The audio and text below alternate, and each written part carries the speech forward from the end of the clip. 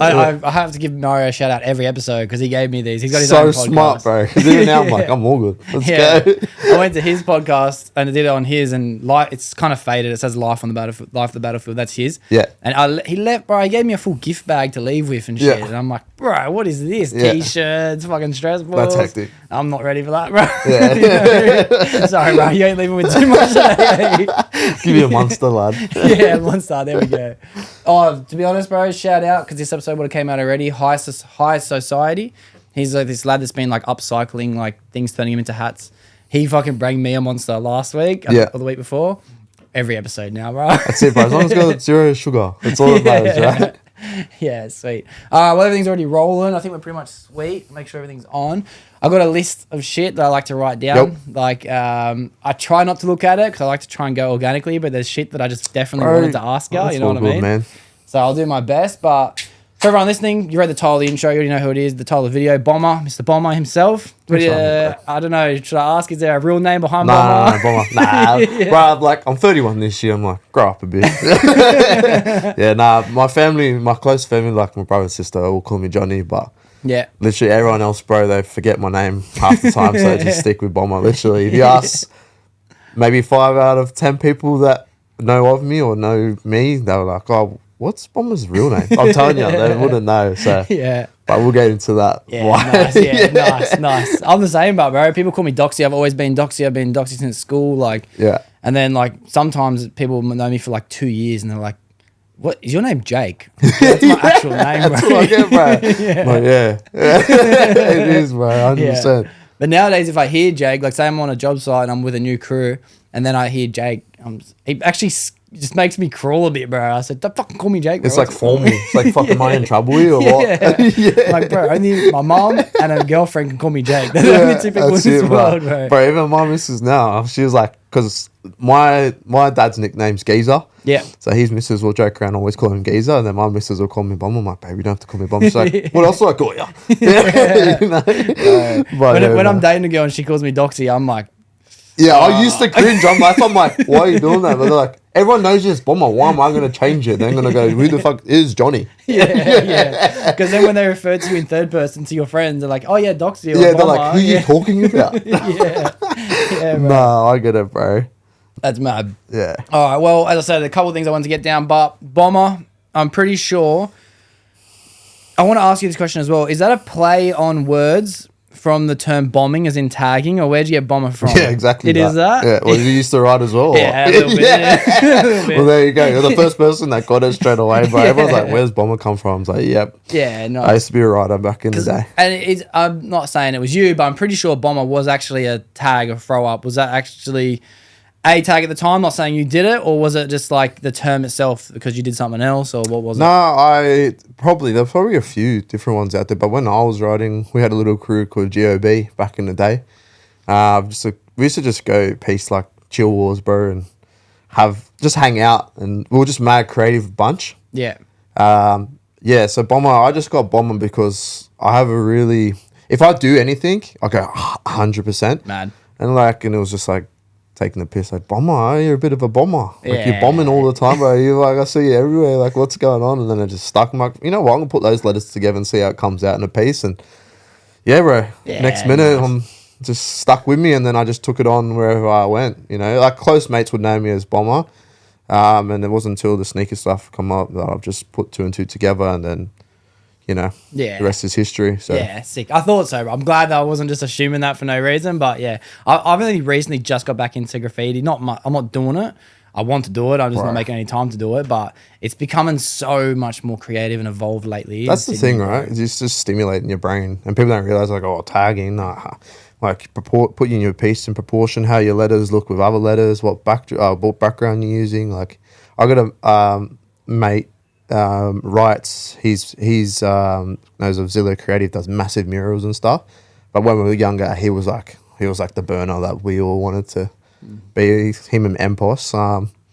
But yeah, he's still doing it now, and I was having a convo with him, and it's like, it's insane where it's taken him. He was overseas this year doing pieces and doing like shows and stuff like that, and it's cool to have someone still like that in my circle that, you know, I'm like, bro, should we just go, can I come next time and just do a piece with you or something, or just let me just like do your feel or something. But it is, you're right, bro. It's definitely a creative thing. Bro, it's getting so crazy. There's one popping up lately called Srock, I'm pretty sure, SROCK. Yeah. And I'm pretty sure, I could be wrong, but I think it's got to do with Bad Apples, this clothing brand that started coming out.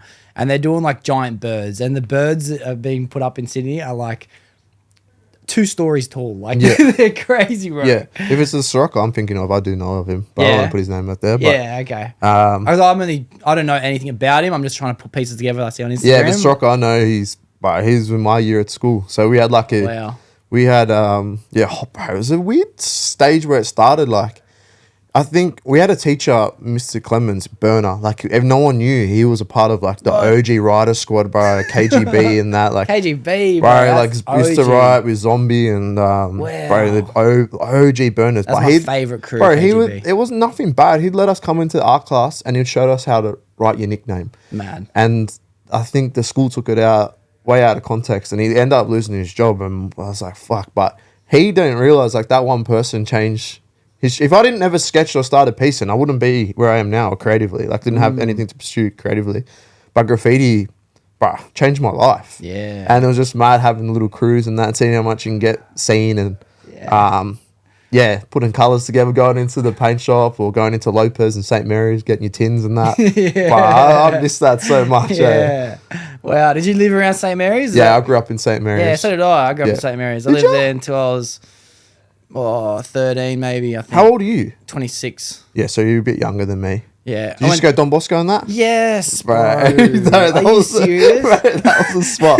I guarantee you would. This is like, I have this thing, bro, and this might be me like spinning off the convo a bit, but it's like, how many times do you reckon you've bumped into someone without knowing, and then you're at the point in your life now, and you're like, I wish I could just push something in my brain and see how many times me and Doxie have encountered each other without knowing it. Yeah. So that'll be like that moment, like Don Bosco just kicking the ball around and that, and you're just there playing table tennis on the trampoline. Non-stop, bro. Yeah, non-stop. Honestly, it was so cringe. Like, I'd take it, everything's gone off YouTube now, but when I was a kid, maybe like from 11 till 12 or something like that, maybe 10 till 12, we had this parkour crew, and we'd be at Don Bosco every day putting YouTube videos up called Gliders. Yeah. And we were like, we wasn't like, there was probably like 50 of us, to be honest, spread out across a couple of schools.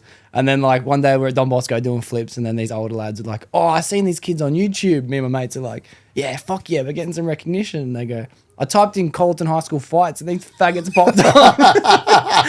And me and my mates like, oh shit. What high school did you go to? I went to Colleton You're Colleton, yeah. Year 7 only. Yeah. Right. So, like, growing up, like, that's the hood for us. We used to say that's the hood. But when we were growing up, it was hectic. It was hectic, nothing wrong with it. I loved living in St. Yeah, like, you have your group of friends that, you know, get up to no good and whatnot. But even then, it's just like everyone had their story and everyone just were all mates, you know? It was like, it was cool to be around, and you didn't realize what you had until it's like you're a bit older and you look back on it, you know? Yeah. But that was the best. Me and my brother live at Don Bosco. Mad. And remember the teachers, bro? Not the teachers. What do you call them? Sisters. Sisters like and brothers. Faye. Yeah. I'm pretty sure Faye was my favorite one. She was super kind, but they were actually strict. Bro, they were brother actually Stan. kind. We had a couple of fights. Yeah. There, and then like brother Stan would walk up. You know, we used to live in St. Mary's because we used to live just 2 doors up from the cop shop. Yeah. And he go, the boys can't come for a few weeks, and like, you knows what you've done. Like, it was mad. I didn't realize that you had these like these personalities in your life that kind of kept order no matter where you were. Yeah. But yeah, bro, that was the best. You didn't realize. I can't believe you went there, bro. That's hectic. Bro. One of the things I wrote down ages ago when I was making this list was any youth centers growing up, bro. Yeah. That was the place to be, Don Bosco. So I lived on Marsden Road. Yep. Like down the end. So you got fire station on one end, all the way down the end. That's where I lived there. Yeah, you're still pretty close to me. Yeah, I was just on King Street, up the road from Blockbuster. Yeah. Blockbuster was the spot. Civic Video, actually, it was back then. Civic, yeah. So did you go Colo as well? Nah, I was Our Lady of the Rosary, bro. So my mum was pretty religious. I'm still religious now. So she just wanted me to keep faith wherever I was, you know. So I went to Our Lady of the Rosary and then went from there to St. Dom's. So. Oh, St. Dom's. Yeah, nice. Yeah, sick, bro. Sick. So are you still around there? You still, I'm guessing, Western Sydney somewhere? Yeah, I'm still Western Sydney. I love Western Sydney, but I think it's time for me to venture elsewhere, bro. I always feel, sometimes I get a bit overwhelmed because it's like talking to this scenario to Paul yesterday, Zilla, the graffiti guy I was just mentioning. And I feel like sometimes creative minds have that big fish, small pond. scenario going on, and that's really where I'm at the moment. You know, I've done hectic stuff with boys around the area. You know, like it's been amazing, and it's got to me where I am now. But I feel like to get that next step up is like somewhere else, and I feel like where my life's taken me in the last year has been insane. I met an amazing girl, Jodie, and it's like she's in Queensland, successful business owner, this and that. And she's in Queensland. Yeah, bro. Wow. And you know what was weird? 2 years ago, she was a customer. Wow. So it ended up coming like full 360 moment. And I was just like hanging out, this and that. Next minute, it's like, oh, this is Gun. She's amazing. There's people around her are very smart. And I feel like that could be my pond. So I think the way it's looking now, I'll probably move up to Brizzy early next year. Now, bro, it's weird. All the boys are moving there too. I've seen forced. A big change of people going to Queensland lately. All of my mates especially are going. From Sydney, yeah. Peachy, I got best friend Jordan. Another one, Nordo, he's like moving. I have to go after this to help him with his house stuff, like moving out and that. And it wasn't forced. And I'm like, how weird is it? Like how life works out. You never realize it. And I'm just like, well, it's crazy, insane, bro, because it's like Western Sydney's really become a hub for culture and revolution, like evolution in general. Like everything's coming from Western Sydney. Like even some of the, like obviously Thai, some of the best fighters in the world, some of the best athletes, best clothing brands. Maybe I'm biased because I'm from there myself, but yeah, it just seems like all my content creators that I watch, everyone that's even started on TikTok, everyone started brands, everyone's just slowly going up there, bro. I'm like, no. Yeah, like Jaden Lang and that. Like I remember, Lang, bro, beast. He was in 2019 or 2020, I think I done TN drop. Didn't realize who I was talking to then because he wasn't popping off or anything. But we have this inside joke together now. He's like, oh, I used to say, wait for the next drop. Yeah. And that's what I'll say to now. Yeah. But now I'm like, have some TNs, bro. Like, he's the man, bro. Like, someone like him from Campbelltown, and then now he's just popping up everywhere. Yeah. You're right, bro. It's just like, I feel like that's just 500K yesterday. Insane, eh? What the fuck? He's so smart, bro. Yeah. But I think it's just that mentality, like, we just want to have a crack, and we're willing to do anything to make it happen. So, yeah, you're right, bro. It's just mad, but I think, that whole big fish, small pond, I think we all tend to have it certain times of our lives, and I think it's my time now to expand. So let's see what happens, bro. It's exciting anyway. It's exciting, it is, bro. It's obviously fearful, but like a fear of failure at the end of the day will keep anyone stuck. So you may as well go. So. Yeah, see, what do we got to lose? I'm gonna just stay here, do the same thing, or just have a crack somewhere else. Nothing happens, doesn't happen, but guarantee it will. So one of my favorite quotes, I refer to it all the time. I use it in so many scenarios. It was from Theo Von. He said that when he was thinking about moving to LA from his town, or I'm pretty sure it was LA for the first time, he was like, oh, I'm a bit scared. Like he was saying to one of his friends' dads, like, I don't know if I should do it and pursue comedy, blah, blah, blah. And he's like, you can always come home. Yeah. You know? Yeah. It's so simple, bro. Literally simple. Always come home, bro. Yeah. It's like, fuck, straight up, bro. Yeah, literally, bro. That's the kind of like experience I've had in the last year and a half. Like certain things weren't working out for me in relationships, businesses and stuff like that. I don't hold any grudges or anything, but like I just went home. I had my family end of the day and then reset, go again. I'm back where I started, you know? So that is so true, bro. Yeah. I love Yvonne too. He's the man, bro. Yeah, he's the man, bro. He's so Shout funny. out, bro. Yeah. Shout out, bro. Please we should. Yeah. Dream guest, bro. Yeah. No, he's so true, bro. All right. Well, what about, I want to touch a bit more as well, growing up as well. How would you describe your childhood? So you had a religious family, you still got your faith today, which is cool. But what about like siblings? Were you introvert, extrovert? What was it kind of like growing up for you? Bro, it was like I had a good. I can't ever say it was a bad life. Like all hardships. There was times it was pretty hard growing up. I was more introvert younger days, but my dad would purposely put me in situations. He's a very smart man, and if you could sit down and talk to him for hours. You know, he's done some stuff and been through it, but he's very smart with how he raised us kids. So, bro, he knew I had the confidence in there all the time, but he purposely put me in situations. So I was growing up as a soccer player, and I was one of the first in the country to do, they call it freestyle soccer, like doing tricks and stuff. Oh, yeah, man. Right, my dad would go, show us what you got. Like, he'll get a ball and rebel and be like, go show me. And there'll be people, and I'll be like, hearts racing, freaking out. Now I'll go get the ball, and then I'll just like, I don't care. Like, you know, that's how the confidence is now. But younger days, I used to be so shit scared about doing stuff like that.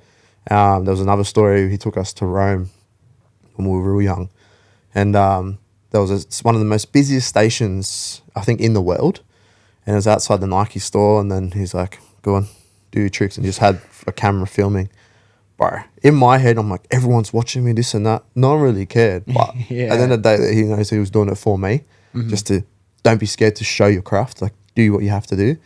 That's how it started. Like, I was an introvert, and my siblings, Jamaica and Nico, they're the same, and they're always talented athletes, and still to this day, they're doing good things. You know, my brother's been on a reality TV show. My sister's really? done her modeling. She's like just got engaged. She's gonna be a great mother one day. You know, and the best brother and sister I could ever ask for, and that's just because the way we were raised. Unfortunately, we had like sometimes my mum passed when we were real young.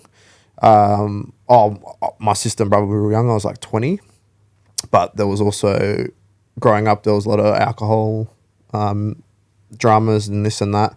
So we had that to deal with. So when you see these light-hearted, bubbly people, you don't realize what was in the background. But then I also refer to the end of the day, whatever my trouble is, someone has 1,000 times worse. So I never really go, oh, poor me kind of scenario. You know, I'm grateful for it. But yeah, to see what they've been through as well as me and to get through it. Also, shout out to my dad, Geezer. We're all good, bro, and we're so grateful for it. And we love our mum, and I know she's looking down at us and proud of all of us and what we're doing, bro. So that's a summarised version for you, bro, because otherwise I'd be for hours. Nah, bro, that was a But literally, that's our makeup is kind of all the scenarios we've had in our life. So we've got a good, tight-knit family, bro, and I'm so proud of them. I love them to death. So. Oh, bro, that was a great answer to that question, bro. That was in depth. That was smooth. It was free flowing, bro. Just You get painted it a done, picture eh? for me, bro. Just up on the wall for me, bro. It was sick. Yeah, bro. That was appreciate it. sick. Well, with your mum, bro, I guess like you understand because you're a religious person yourself. Like she's just moved. That's all she's done. She's just moved and she's just living somewhere better, bro. That's all it is. So that's it. That's awesome, bro. It's awesome that you have that such a tight family as well, bro. And like, man, like you talk high of your siblings. Like, I gotta start talking higher of my siblings, bro. I'm like fucking little grubs, bro. Bro, I gotta talk like that because I'm back at home, right? So please clean up my dishes. Yeah, nah, they're the best, bro. Yeah, nice. And what about this freestyle soccers and tricks and stuff like that? Like you were really into that when you were young. How long did you play soccer? Like a lot? Were you full time playing soccer? Like, Yeah, bro. I was like in my head, I was destined to be one of the best. So a lot of people will say, I don't want to say it openly, but I cringe myself talking about it. But a lot of my sister said it to me the other day. She goes, you know, at one stage you were like the best, one of the best in the country, if not the best. Wow. Skillful, I reckon. Skillfully, yeah, 100%. I just didn't have the mentality to back it up at certain stages of what was going on around me. But yeah, bro, I've played in the top clubs here, represent state. I never got a chance to represent country. I was always just short of it. A lot of tall poppy syndrome when you're playing overseas. So I went from here to England playing full time. I've done that for 6 years. How old were you when you were doing that? Me and my dad first went over for trials. I was 14, turning 15. What? Yeah, bro. So he threw me in deep end there, and then I got signed at a club called Mansfield Town in the lower leagues to work my way up. And then I went from there to Norwich City for a 6-month trial. Didn't work out there. And then, moving around, I ended up being at Stockport and living in like a digs for a few years and playing with some of the best ex-pros, you know, around the area. But yeah, bro, I love like soccer. I love football, man. It was the best, bro. Like growing up, it was everything I lived for. But if you ask me now, all I took from it was a lot of lessons, and there's the lessons within the games that I was playing and the training that I was doing with these top tier people. And the mentality towards the end of my career was the mentality I always wanted. It was just, unfortunately, I had the stuff going on with mum at home, and she was sick and dying, and it kind of messed me up. Still to this day, I kind of have my anger issues, but no, bro, I'm so bubbly and lovey. If you really push me to the brink, I'll lose it, but I know that it's not me. It's just some stuff I dealt with. But I think, yeah, bro, towards the end of my career, it was that really had the stigma on me. Just doing dumb stuff, stupid tackles, and releasing my anger on other people. And England's different, bro. England's another ball game. You're not rolling around the ground holding your ankle and that. If you do that, you're going to get hurt, you know. Like, people are going to put big hits on you. So, yeah, but I just wish I had that mentality to use it, transmute my energy and put it to a positive light, and now I can do that. But at the end of the day, bro, I'm still grateful I've done it. It was such a blast. And me, my dad, and my brother was the same. He ended up playing with me for a season over there. He was a talented footballer.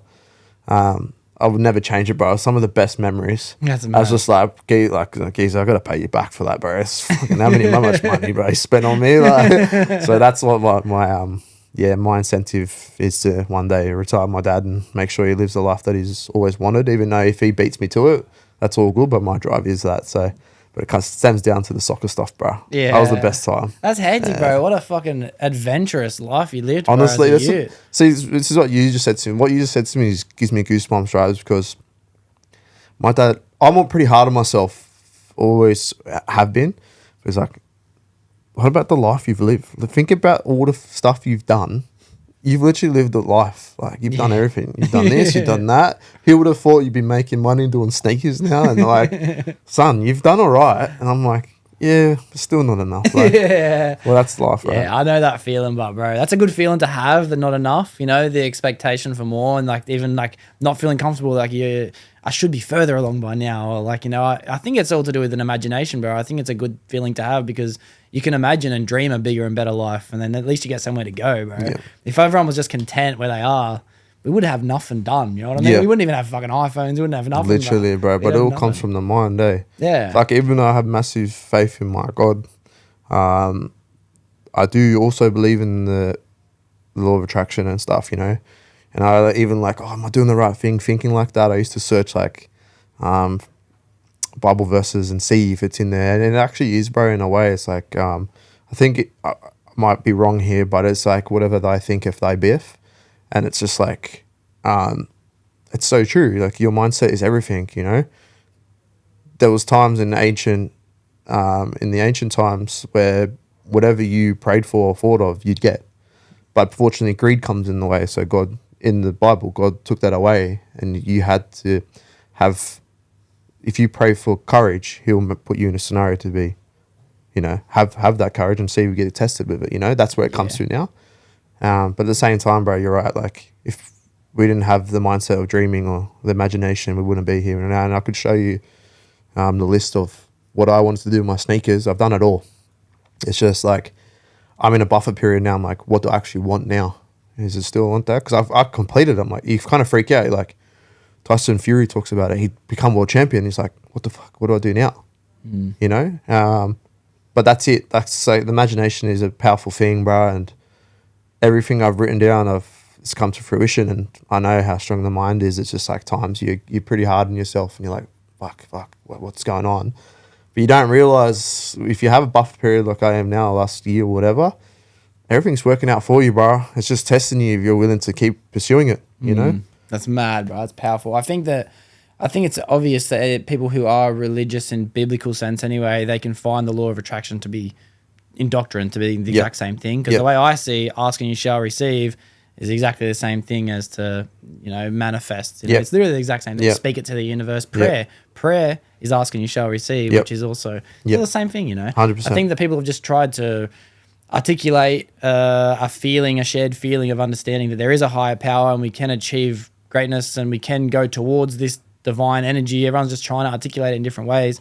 And I think that so many people are confused that they're actually saying the same thing, bro. You know? Yeah, literally, bro. There is. And I feel like when we all come to our creator at the end of the day, we're all going to die. We're going to realize that's it. We all had a higher power this whole time, and you just need to ask and you shall receive. It's it, bro. 100%. Yeah, that's mad. So you touched on the sneaker thing already. So I wanted to obviously talk to you a lot about that. That's how I know you from. Yep. And to be honest, the sticker bombs is something that I see a lot of too. I see bomber sneakers everywhere because I started doing bombing like stickers like maybe 3 months ago or something max. Yep. And it's like sometimes, bro, when I say sometimes, I mean like once every fucking 50, I put my sticker down and it's next to yours. I'm like, what the fuck? No, bro, I haven't done it in a minute because I went hard, and that's the ADHD. I just go hard and don't stop. I put out like 3,000 of them. 3,000. I reckon more, bro. Like, I just used to go to, bro, print me more. Yeah. And it's kind of addictive, like just seeing the mind work, bro, and like other people. Yeah. And do people ever like take a photo and send it to you? Yeah, bro, I love it. Yeah, I love it. Best feeling. And it's like, bro, my first one I put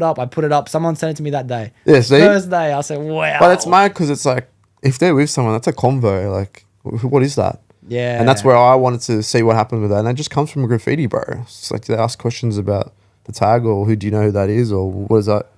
What's the meaning behind that? I was like, oh, fucking, I see that fucking head everywhere. Yeah. I was like, yeah. It's like, oh, is that you? I'm like, yeah.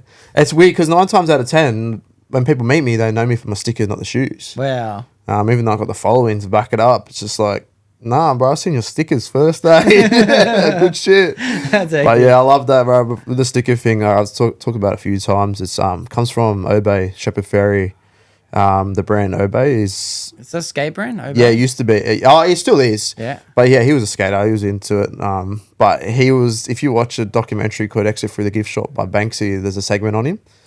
And he talks about why he puts up his paste ups. And he had Andre the Giant head was his one. And he used to put up thousands and thousands of them and sell T-shirts. So I tried that with another brand. It was called Knack. And I used to put Walter White's head everywhere.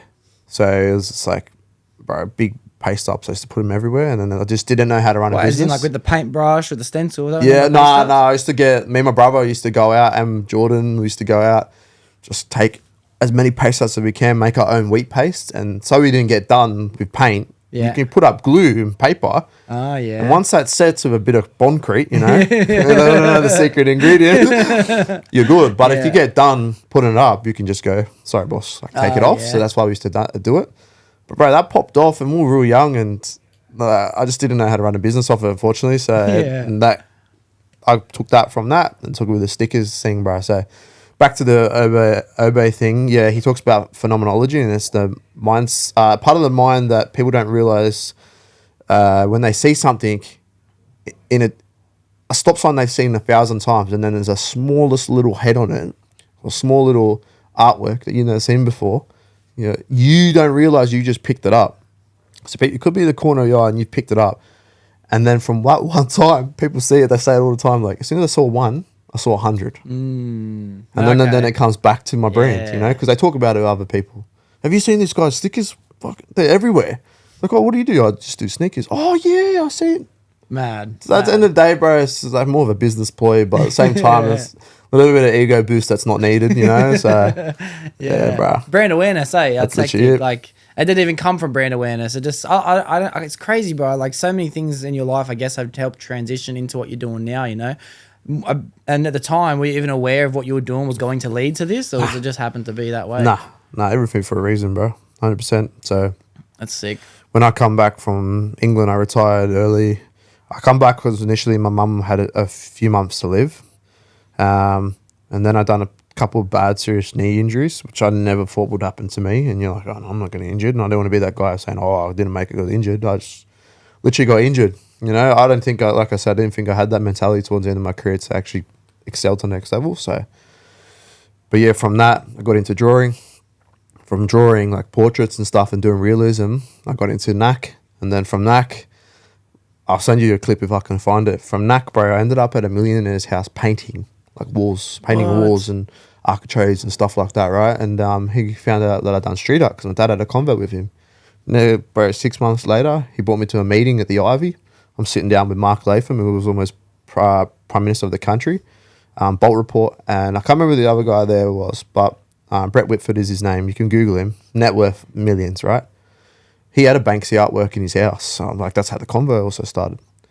Cut long story short, I ended up doing my artworks, Knack, into doing a piece for the Archibald with Mark Latham. Mm-hmm. And it was with him wearing Hannibal Lecter mask, and it was called the Unmasking of the Latham. From that, went into the art show, and then they didn't pick it. One of my artwork was, I'm telling you now, was easily top 10. Maybe not winnable, but top 10. Yeah. But they made a story of it blowing up because there was like little scribbles and shit, and they were saying that these are portraits. And he's like, how's that a portrait? Next minute, I'm in the Australian newspaper. I'm on Sky News that night. Belly it up. Like, I gotta see my face because I'm doing all the street art, so I belly it up. And also, back to, it was me and my brother, but I just pushed it a bit more in that sense. But my brother was behind the scenes helping all the time. So, yeah, bro, they had a story with that. And I thought, that's it, brand's going to blow up. Because social media wasn't as big then. It didn't, and it kind of hurt me a bit. And I think Brett was testing me to see if I would push it a bit more, push it. But I was a bit cut. So I was like, fuck this and that. And I ended up pushing my soccer academy again. From the soccer academy, I messaged one of my mates who used to play soccer with in England. And I said, what are you up to? I guess by a sneaker thing popping off over here. He's the first one to do it, what I'm doing now. His name's Ryan Steele. And yeah, he ended up popping off with it, bro. I said, do you mind if I start? He goes, like, bro, I love my sneakers and I've been sketching sneakers since I was a youngin'. Do you mind if I start? He's like, bro, all good. I even borrowed one of his posts to start. Yeah. And he was a legend, bro. He let me do it. So, yeah, like I said, bro, all these scenarios, I didn't realize what was going on. Did I ever think that I'd be doing sneakers full time, bro? My academy was making enough money. I was living with good friends, Lucy and Scott Wheeler. I lived in Camden for a bit, running it there. I thought, I'm set, making good money. This is decent. But that goes back to that thing, bro. I'm never fulfilled. So I'm just like, it's got to be something else. There's got to be something else. Like, I'm such a... In a way, I have this sense of character. Like, I want to talk to people. I want to be like known in a way and spread positive light. And I said, it's got to be more. What's going on here? Bro, next minute, I'm doing sneakers full time. And I'm thinking, this is weird. Like, how the fuck did I end up here? And then, yeah, bro, the rest is history. It's weird. You don't realize it, what's going on. But, yeah, bro, if you keep that mindset and positive mindset, everything happens for you and not against you, you know? Yeah. And that's where even when the times are tough, you got to realize it's still happening for you. And, yeah, bro, and I'm here now on the Docs podcast, bro. Yeah, hectic. You made it, bro. Yeah, man. Well, fuck. What about those first couple pairs? You said you borrowed a couple posts from your mate over there in England, like... England, is that what I'm saying, right? England, yeah. So, what were your first couple of pairs like? Because obviously I see them today, they're fucking incredible. I was terrible. Yeah. But I had that mindset. I was just like, fuck, I've got to make this hectic. And if I want to make some money here with doing something that I'm passionate about, I've got to make sure they're good. And, yeah, bro, the first two, I got one of the pairs at home. It was a pair of Vans from LV bag that cut up and just like, nah, these are fucking shit. Yeah. I can't sell these. So did you start with stitching? Was that how you started? Stitching? No, bro. I didn't even stitch at the start. I had a bit of glue and I could just try to cut it as perfect as possible, you know? And I used to just get friends like yourself and go, bro, chuck us a pair and can I make you a pair just to practice? And yeah, all good. So they gave me their beaters and I'd make him a pair and see how long they last and see what like I need to do. And then I'm like, it got to a point I was like, I sold maybe like 30 pairs. And then I had a few customers going, man, I don't want to be this guy, but they're peeling them. I was like, send them back.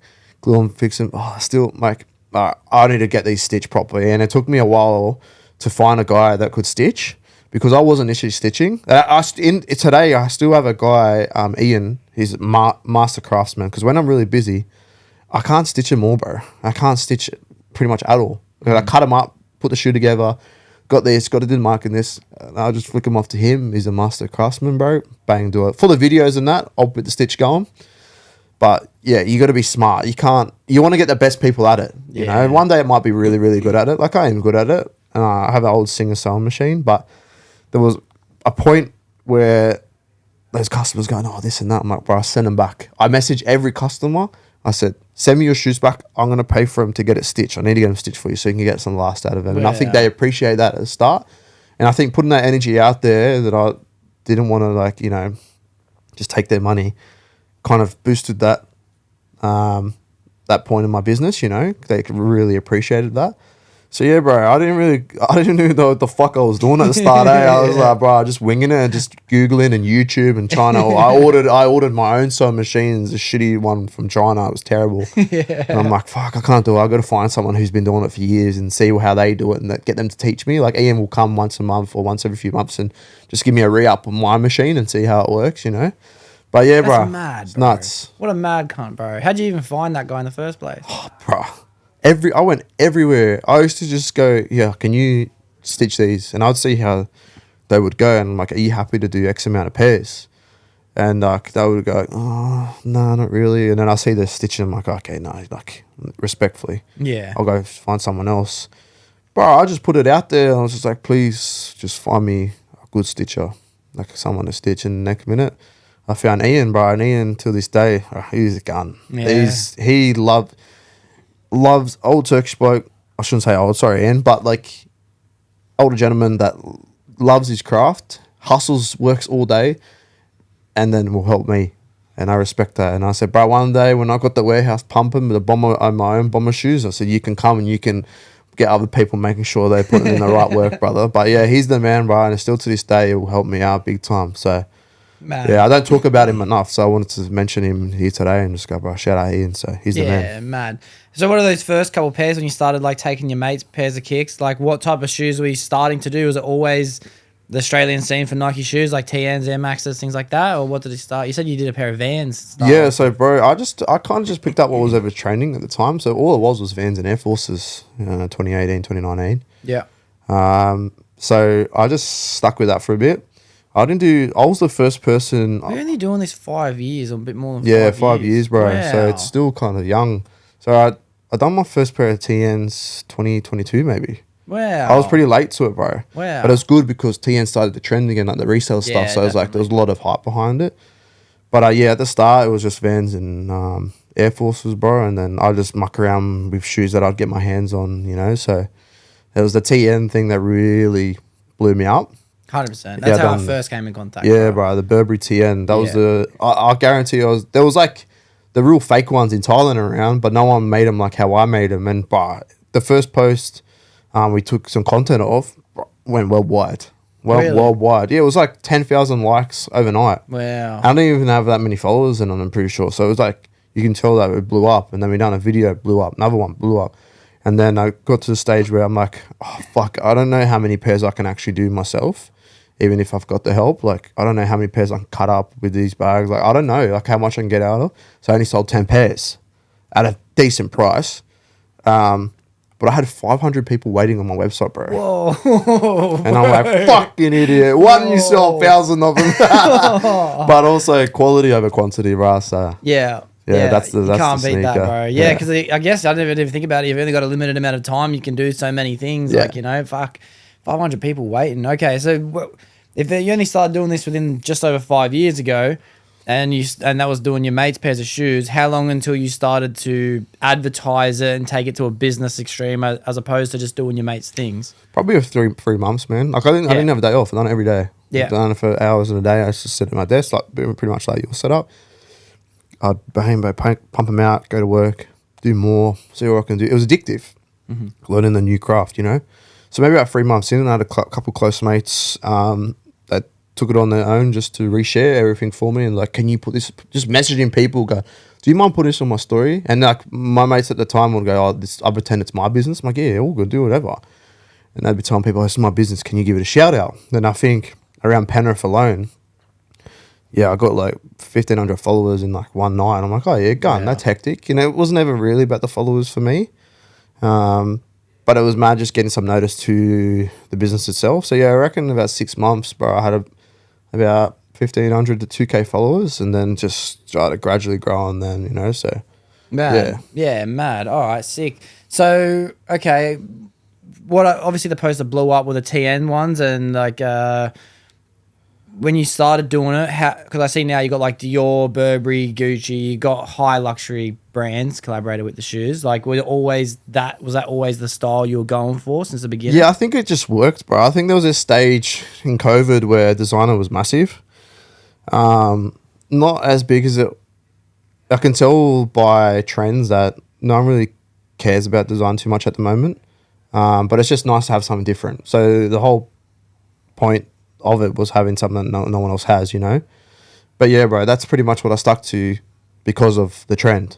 I still do it now because people are still interested in it. They're like, oh, well, like Adidas Sambas are popping this year. So like a Samba, Gucci Samba, just collect it. It's mad. Yeah. But for me personally, I wish I could do a bit more with my time because like I said, that creative mind only can do something for X amount of time and I've got to change it up. Hence why I've done like a Dragon Ball Z shoe the other day. I'll trust that's on the list. Yeah, bro. So I'm like, what can I do? I had the cards and I was sitting there for ages and I had the idea for a long time. I'm like, fuck it, today's the day. I'll just send it, see if I can do it. And I done it. Yeah. So it's just like. They're fucking sick. Bro, I showed my brother. old man that. Like, I showed my old man this morning that and he's like, yeah, fuck. my dad's old school ass. He's like, how the fucking cunts come up with this shit, bro? What the fuck, bro? He goes, you better fucking learn something today. Yeah, bro. But that's usually just comes from that creative mind, bro. I just want to. Everyone loves making money, right? But at the same time, I'd rather be stimulated creatively than the financial stuff. More times than none. So Yeah. If it balances itself out and making money and still being creative, I'm kind of fulfilled. So Yeah. Yeah. Yeah, chasing money's fun, bro. I did it for a while. It's like last year, the year before. They were probably some of my best years financially. But by the time this year came around, bro, I said, fuck it. I cut my wage in probably a third, to be honest with you, bro. Maybe right. just more than half. Like, it's like, yeah, it's a struggle all of a sudden. You go back to earning little money again. But it's like, I just enjoy my life so much more than just chasing money, to be honest with you. Like, yeah, and to be honest, creative pursuit is only something I'm recently starting to get fucking a bit more excited for, you know. It's hectic, but you've been doing that for years, bro. So. Bro, I think you honestly been here and like seeing. I've watched a lot of your clips, and I think you're on the right path, bro. I think people don't realize is money will come if you're doing what you love, you know. And if you're not thinking about the money and you're doing everything right in between, it's gonna happen regardless.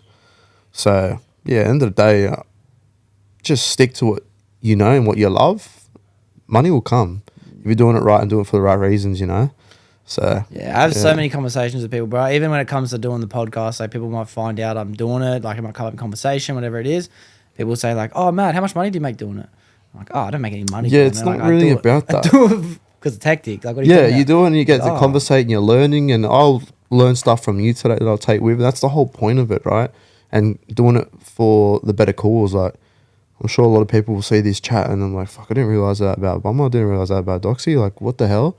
And that's the whole point of it. It's not always about money. Bro, one day you're going to have fucking sponsors left, right, and center, and you're going to go, yeah, I knew it was coming. Yeah. This is why I do it. This is why I do it, you know? So, yeah. It's just a perk at the end of the day, bro. Exactly, bro. To be honest, like, I just see, like, if you remain consistent with anything, it's going to get better. Even if you're not trying to get better, it's going to get better. So if you're trying to get better while you're maintaining consistency, who knows what the limit is, bro? You know what I mean? Like, it's never ending. It's a promise. I think if you do something for 10 years, you're going to be great at it, bro. Even if you don't try to be good at it. So. Bro, this clip keeps popping up. I don't know, because the algorithm listens to me or something, but it's off some movie. I've got to find it for you. And he goes, how much money did they give you to stop your dreams? And he's like, 28,000. He says, to stop your dreams? And he's like, yeah. And basically he gets to the point, is like, what would it take you to get back and chase your dreams? And then it kind of like cuts out. I'm like, fucking, just that little clip is like, I feel for a lot of people because financial struggles are fucking hell of a thing, especially the times we're in now.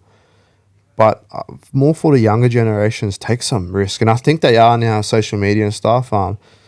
Take some risks and just do what you love is way more fulfilling than making that bag off the start, you know, because we're not here for a long time, bro.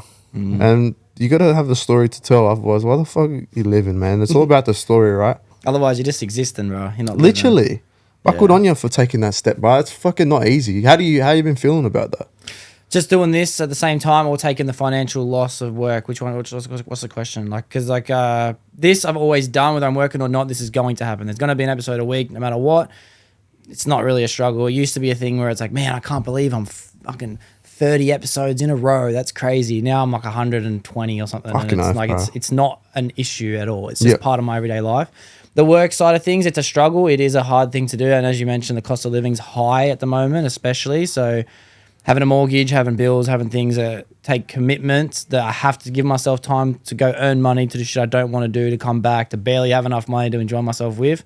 My next step, bro, I'm taking as big as risk as I can, and I'm selling my house, and I'm honestly just going to live in my car and live in hotels and travel around doing podcasting Fucking oath, as long as I can, bro. Yeah, why not? The money I've got from the house, I'm sure I'm a little bit luckier than some because I'm going to have a bit of safety, I guess, if I ever wanted to go back and rent somewhere nice or buy a house somewhere a bit less affordable or something like that. But it's like, it's just, for me, it's just not worth it, bro. The traditional route, I tried it. It ain't for me, bro. Bro, what about the story you're going to tell about you sold your house to go pursue your goals and dreams? But also behind that, they didn't see what you had to do to get to this point. Yeah. So it's actually mad, bro. You got a mad story as well. So you pump that out and you do what you're saying now. Rest is history, bro. It's going to be a fucking blast. Yeah. Imagine telling your kids and grandkids what you've done to get where you are now, bro. You're going to kill it. So just keep doing what you're doing. And the same with others, bro. They got to just pursue it. Fuck it. Take a risk. Bro, I'm literally eating, what's it called, jacket potatoes and noodles this week because I've invested all my money back into crypto again. Yeah. You know, I'm it's just a good like, week for it, bro. I'm telling you. And my old boy's like, XRP went bro, good, my XRP's up. Yeah. So, but like, that's for me as well. I'll do that if my old boy will mention it to me and just say, hey, put your money aside and put it into some of this stuff, that he'll know, yeah, good, I'll just go bang, do it all. Yeah. And I know I can make money. Do what I love, I make it all the time. So it's just like, take those risks, bro. Do what you want to do. Shout out to Jake Fisher, bro. He's one of the only kids that ever listened to me. I say kid. He's one of the boys. I shouldn't say kid. I say kid a lot, but no offense, Jake. But anyway, he's one of the only person that texted me saying, bro, XRP's up. Yo. I said, the fuck are you doing with XRP, bro? He's like, oh, you mentioned it like 5 years ago. I said, oh, man, bro. Bro, everyone's like, everyone's coming to me for like crypto advice. 'Cause I know I've been investing since like 2019, and then obviously we had the dip of that. I'm like, please don't take advice from me. Like, I'm just taking it from others as well. Like, oh, if you want to invest with me, I'll send you my portfolio. Do what you want, you know? Yeah. But it's funny when I literally want to make everyone make money. So I'm just like, yeah, just do what I'm doing and hopefully it works out, you know? Well, at least we're all going down together. If not, come to my house, I'll make you some jacket potatoes. Yeah, I love that, bro. Yeah, bro. Have you put any mindset into the whole meme coin era we're in Bro, now? It's nuts, bro. spewing this week, bro. So I've been watching, me and my best mate Jordo, we do like probably watch the Dexter charts and stuff. And we watched it and we're playing golf and I'm like, fuck, bro, we missed this. So I quickly chucked some money on. It ended up like 10xing. Mad. But I wish I put all my savings on it. I don't know. I'll be like, sorry, Doxie, I got to go Barbados this weekend, lad? Like, Yeah. But yeah, bro, the meme coins, I've still got some money sitting on there from last week and the beginning of this week. Bit harder to hit because they're all rug insane, pulls, most bro. of them, bro. So, but I was literally on FaceTime to him. He's like, I'm done. I'm like, yeah, me too. Long holes, brother. We put the long holes, XRP, Fader, the rest of it, Solana. Leave it on them, bro. Yeah. Let others make their money here, bro. But yeah, meme coins, they're so addictive, bro. It's scary, yeah, bro. they're so addictive. I think it was like maybe last Friday, I was like, fuck it, it's going in. I chucked some money into one of them at 4x. Like I said to my mate, after gym, I'll pull out. So we went in gym at 4x. I said, gang. And I'm like, oh, maybe it goes more. I'll pull out when I wake up. Yo, that's what I done, bro. I'm fuck. Because I bought the chill guy, yeah? Yeah, chill guy. That's up now in crypto.com. Bro, when it was flat, I bought in. I only put $50 on it. I woke up, it was on 500 US. I'm going, fuck, put an extra 350. Goes up again. I'm going to buy a chill girl. Yeah. Fuck, I wake up, I'm going, this is 3 times. I'll leave it. Bro, that's down 80% tonight, the chill girl. I'm like, fuck, thank fuck I got the chill guy sitting there still. Otherwise, I'm fucked. And I said to Jordan, I said, I'm done for a bit, bro. Yeah. We've taken too many rug pulls here at the moment. Yeah. I want to eat something nice next week. So it's fine, bro. It's straight up gambling. There's no way around the system. No one can pretend like they know what they're doing when it comes to it, bro. I don't care what you're eating, candles, this and that. Like, I can get the gist of the candles we always have, but I'm like, bro, you don't know when some millionaire is going to go, sorry, sell my profits. Yeah, you don't know when he's going to do that. I watched this one the other day. This kid, he was on live stream. You see the one with the kid? He bro, and sticking his fingers up? Yeah, Quant? Bro, now all the crypto maniacs have made like coins of his family and that. I was telling my old boy about it and he was dying. He's like, no way. I'm like, yeah. and if he didn't sell, he would have made like 2.5 or something. Yeah. But he rug pulled on 30K. Yeah. Bro. Yeah, it's crazy, bro. It's such a crazy world, bro. Literally, yeah. I only just recently put my foot in the door for it. Like, I'm not playing too hard with it. My mates are great at it. So I take a lot of advice from them. Yeah. But again, bro, I don't know if I'm willing to like jump in on that. It's just fun, you know. It is fun to dabble like $50 here and there, bro. And we just do the spray and pray method. Because we wait, like you said, you're waking up. I can't sleep sometimes because I'm like, what if I miss it? And it's like the ADHD kicks in. So I'm like, 4 a.m. I'll check, 6 a.m. I'll check. Yeah, we're up. 7 a.m. Yeah, we're still good. Go to work. I'm like, what the fuck happened? Should have took out. You know, I'm like, fuck. You can't. It's gambling, bro. You can never take out early enough or late enough, bro. We're like, yesterday we go. As soon as it 2x's, we take out. Deal. 3x, bro. Cook up here. 80% drop. Fuck. Yeah, bro. Actual. Bro, I watch his YouTuber. He's like the biggest crypto meme guy in YouTube. I can't remember his name. If I can remember, I'll put a link in the description for anyone. But he's like, this is what you got to do. You got to do this. Check these fucking, what are they called? Like filters. Make sure you get rid of all this, all this, all this. Yep. And then he goes on, he buys, he sells. He's like, fuck yeah, we 2x. We 2x. I was like, what? Word. Made $60. Come make a YouTube video over $60. You know? Bro, I'm watching. Me and Jordan will go, liquidity. Yep, they got enough of that. So people sell, we can make some money. What's their market cap? 50 mil? Perfect. We want that. How many buy-ins? We're checking people buying in by the second. Oh, this guy just bought 10K. We'll put 500. Bang. What the fuck happened? 3x and it just dropped because all these millionaires are pulling out. Yeah. Bro, yeah. Gamble wisely. Yeah, you win. Phantom. You win some, you lose more. That's how it is, bro. Yeah, bro. All right, that's good, bro. Good to touch on that. That's mad. The point I wanted to come back to before, which was the DBZ card drop that you did. How often do you do something like that? Because like I see everything you do to be, my opinion of it is it's more Australian lad backbone because I see it from the TNs and the Air Maxes and things like that. With the luxury collaborations with the Gucci print, Dior, Burberry, for anyone who doesn't know it yet, that's what it is. It's taking the mad expensive brands and collaborating them into the Nike shoes, Adidas shoes, just hectic shoes, anything that's in style. But the DBZ one was totally separate, bro. Like there's been a couple posts like it, but how often do you do something like that that's different from the curve? Yeah, so I usually do that, bro, because it's I had that idea. I had the card sitting there for over a year. Yeah, I wanted to do that a long time ago because I got mates like Bizzo and Romy and that who love their Dragon Ball Z. So I thought I could do a collab with them if it comes around to it. It didn't, but I done one with Romy years ago, but I had it for that reason. I think it gets to the point where, like I said to you, that creative side really needs to be stimulated a bit more. So if I'm feeling a bit like low or down, I'm like, bro, all I know that is because I'm being robotic. So I need to add fuel to the creative fire here and do something real different. So I'll go, okay, yeah, sweet. Go to the shop, buy a pair of shoes, come home, bang, get it done, and see if I can do it. Man. They're the freshest pair of pandas I've ever seen in my life. Yeah, and they're pandas too, and pandas are kind of dead. Yeah. So I'm like, I kind of brought back a panda with some creativity and some color.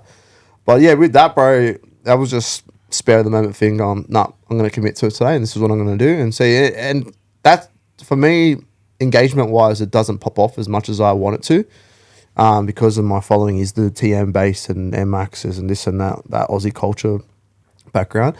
But I like doing that just for me sometimes, bro, and just seeing like you love it. Oh man, loves it, bro. Everyone come. My family come home and sort of like, these are your best pair. Yeah. I'm like, what about the others, bro? But they're like, no, this is your best pair because they can see the creative side in it. Even the way I matched the cards purposely. I make sure I had Goku, Vegeta, Trunks in certain panels, so I was cutting them up and make sure blue would go with blue, and then like a purple would match that blue. I didn't notice that, but now that you say that, so you'll see it, you know, bro. So yeah, I do that stuff every now and again just to stimulate the brain, bro.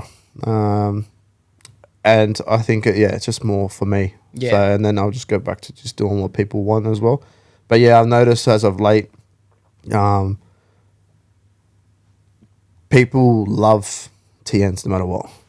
So if I need a boost in engagement, I'll just do TNs, bro, because that's what people want to see. And then if I'm chasing that too much, an engagement in the sales, I go, back to being creative. So it's like a constant battle of being creative and being a businessman, you know? So, you know what's crazy, bro, is like, to be honest, I want to touch base on a couple of other posts I like first before I transition back into the business side of things. But some of the collaborations you've done have been so hectic. I think my favorite pair of shoes, it's not actually the DBZ ones, it's the one you did for Front Runner. Those kicks are clean. And the cunnies, bro. Wow. Can you tell me the story, like how that even came to life? How'd you have the idea? Like, did you have any contact with them before the post? Like, how did that work out? Jai Trey messaged me. He initially wanted me to do a G-Up shoe for Troy Candy and his business partner, Portelli. Yeah, Adrian, yep. Yeah. And I said, brother, like, I don't really, that's not my demographic and I don't really drink and stuff. So I'm like, I don't want to do that. But I said, anything else in the future. Was it for G-Up? G-Up, and they done it. Someone done a Mad Air Force ended up doing for him, so it worked out for him better. Man. But come from that, and then he's like, would you do a pair of shoes for Adam Sullivan? And I said, I've kind of seen his stuff before. And then worked out, I think he's from Western Sydney, and I can see by his nature, I'm like, right, this guy's funny cunt. So yeah, I'll do something, let me know. And initially, he wanted 3 pairs to do a photo shoot with, and he wanted paints and this and that. I'm like, brother, what are the chances of you sending me, because I've done him some mock-ups and he loved them. And then he said, what are the chances, I said, what are the chances of you sending me some of the hoodies and that? Let me cut them up. Let me just fucking send it. And he goes, yeah, sweet. But I had 3 days to do that. And my turnaround usually is like 2 to 4 weeks. I let the glue set, stitch them when I need to be stitched, this and that. Anyway, bro, I got the shoes, had young J-Mac there, recording it all just for content reasons. And then I didn't have any sketches, anything set out for those particular shoes. I just had the hoodies and jumpers there set, and my mind works pretty weird, bro. I'll be talking to you now, and it could be the ADHD thing. Like, I'm diagnosed myself because I keep watching those fucking TikToks. I'm like, that's me. So. Yeah. But I could be talking to you now, but it's stimulating my brain creatively on the job I should be doing. So put the fabrics down, having a convo, how we're going to film this. And then people are talking, they're nice, this and that. But as I'm talking, I'm stimulating my creativity, how I'm going to cut it up and where their panels are going to go and how it's going to look, this and that. And bro, I love, that is when I'm in my element, when I'm thinking like that. Like just a artist with his blank canvas, bro. I love it, especially like that. And yeah, bro, just put him certain spots, see proportion-wise how it would look. Would that look better there? Stick some stuff there, making sure there's front runner as well as the Cunnies collaboration. And next minute, it fucking worked perfectly, bro. And he loved them. And shout out to Adam Sullivan. Hopefully you'll see this, bro. I'll send it to him if you clip this. It's just like little things like that. People really appreciate it, you know. And he's a bro from a hood, so he appreciated my business as well. And yeah, bro, everyone frothed them. And I've got people still messaging me now. They're like, "Can you make me a pair of these?" I'm like, I don't know if I can. It's their brand. I don't want to cut up their stuff. But yeah, bro, front runner, I got some nice clothing and stuff, bro. And that was one of my, I think that was, as long as, alongside the Dragon Ball Z thing, that was the highlights of the year, bro. Yeah. You know? Just doing something real different and out there. So yeah, that was insane. That's hectic, bro. They're just such a clean colorway as well. Like, it's just such a mad, I don't know, bro. It's almost perfect, bro. I hate to glaze so hard, but that pair of shoes is like art, bro. Like, you know what I mean? Like, yeah. A lot of the shoes you do, they're hectic because they're stylistic, but sometimes it's just art, bro. Right. You know what I mean? And that's what stimulates me the most because we're both it's like down to the core. We're graffiti artists at the end of the day. So I get that blank canvas there and I want to just bomb it, bro. I bomb it with some nice artwork, bro. You know? Yeah. So. Mad. Okay, a couple of other ones as well. I seen you did a pair for Chillin' It as well. Yep. How did that one come to life? Were they like dunks? What were those shoes? I can't remember when I seen them. What was the first one? I've done a couple pairs for Chillin'. The first pair I've done for Chillin' were Tailwinds. When Tailwinds were still, they done their last release of Tailwinds, Nike. Yeah. He hit me up. DM me. And he goes, "Oh, I got a show coming out. How quick can you get done?" I'm like, "Fuck. All right, it's cool." And then we got it done. Went to the studio, bro. I gave it to him. He frothed him. I'm on his live. He's like got me on his live. Oh, I got people like clipping and making YouTube videos of the Tailwinds and like posting it. Some Bombr sneakers with this. I didn't know what the fuck was going on because I think like the spur of the moment things and you're like under pressure is when you thrive the most. So that was kind of like that moment. I get the Tailwind, make sure it comes in, bang, drive to him. He's in the studio recording. I can find the clip for you because I'm in the studio with him and he's like, this is when he was like proper, like still bars on bars. I'm like, fuck, this is hectic. Like I'm here, bro, and this is what's going on. And then yeah, we just had a relationship. We still talk every now and again now, you know. And then later on he had the London tour. Then I ended up getting a bag from Japan, and then we done him a pair of Jordans. Last minute thing again, and bro, yeah, it just popped off those couple of videos. But he's a legend, bro. He supports everyone. He's got good energy about him, and it's one of the, if not the best, one of the best lyricists we've had in Australia. 100%, yeah, it was mad to do that work with him, bro. So shout out, Chill. I think I might be going out on a limb here without thinking too hard, but he's definitely the best white boy to be making music. 100%. No bro, his bars. There was an English artist I used to love when I was playing soccer in England called Devlin, and his bars. There's like a thing on YouTube called 64 Bars by Devlin, and it's one of the hardest verses I've ever heard. And the next person that could match that for me was Chillin' It, because he just had bars on bars. I'm like, fuck, who's this young white kid? Just unbelievable talent. Yeah. And that was Chill. So yeah, bro, he's doing well and he's still killing it to this day, and he's got a lot of business ventures in the background. So mad. Yeah, bro. That's mad. I think I'm glad that you have that energy towards him as well. I think the people that I've met that know him, they always say the same thing as well. They always say he's a super chill guy, just nice guy, chilling. I guess it makes sense, yeah. Right, you know?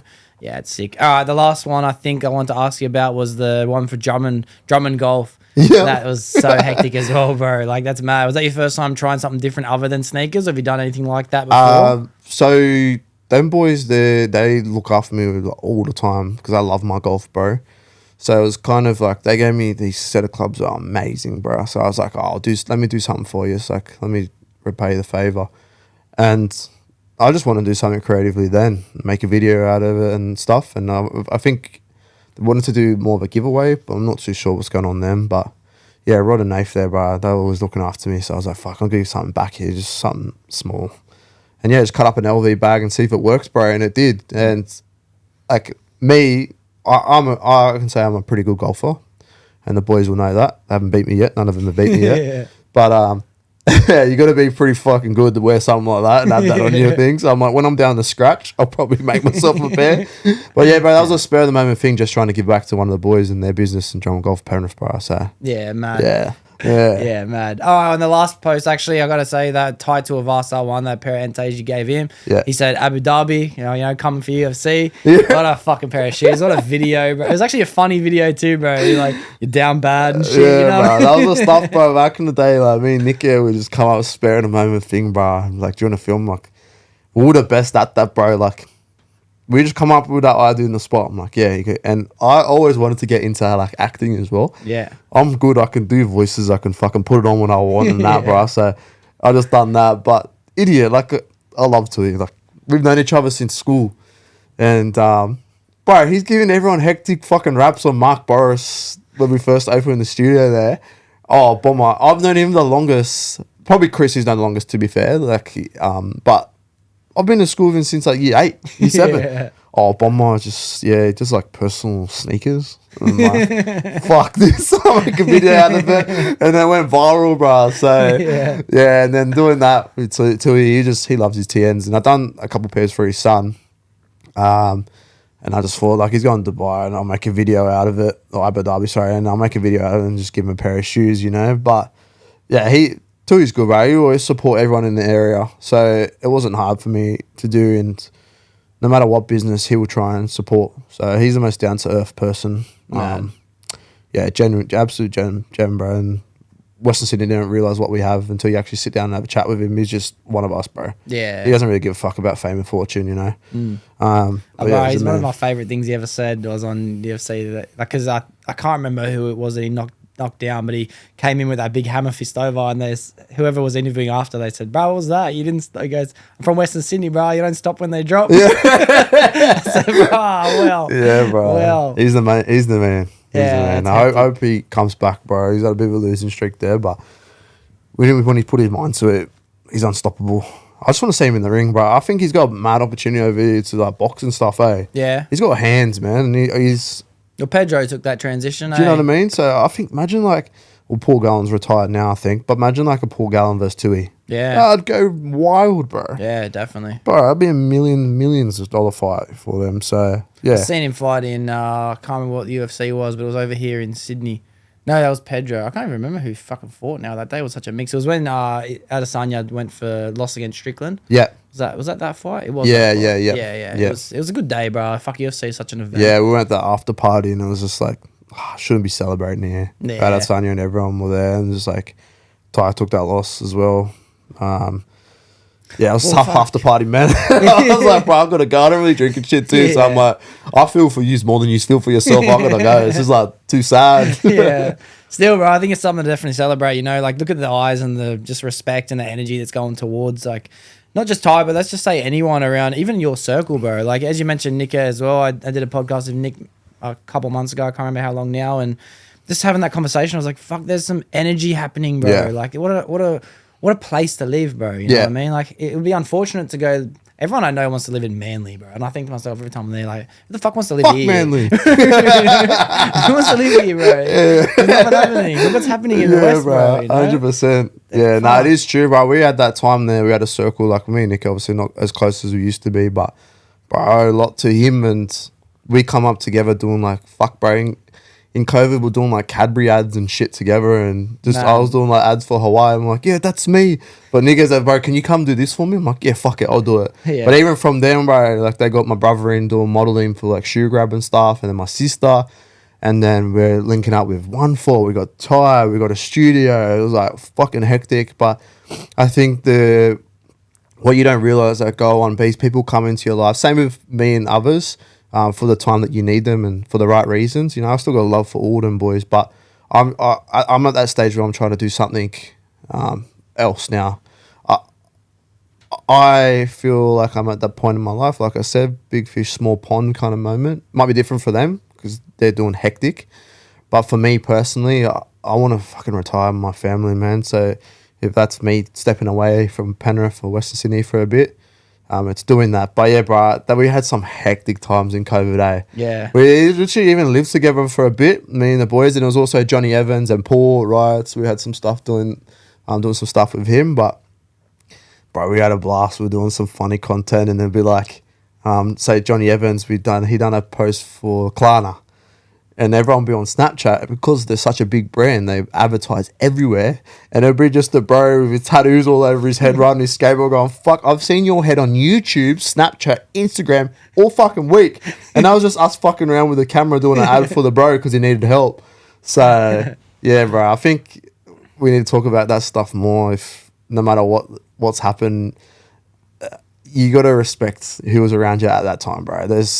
I'm a man of faith, so at the end of the day, bro, you have to always respect the people who have helped you along the way, no matter what. So yeah, bro, we had a fucking blast. So it's just at that time of our lives where it's time to just carry on doing what we love, and if we end up coming back together one stage, it is what it is, you know. Yeah. I see a similarity, you know, in like it's a whole different scene, but the NWA scene, bro, you know, Literally. I swear I see a crazy similarity. Like you got Dr. Dre coming with Ice Cube, merging with Eazy-E, and then like just the outreach they had, Death Row Records, all of a sudden they bring on fucking this, that. It's like I see exactly the same thing happening, bro, just with a different industry, you know? Yeah. It's just around content instead of around music. That's it.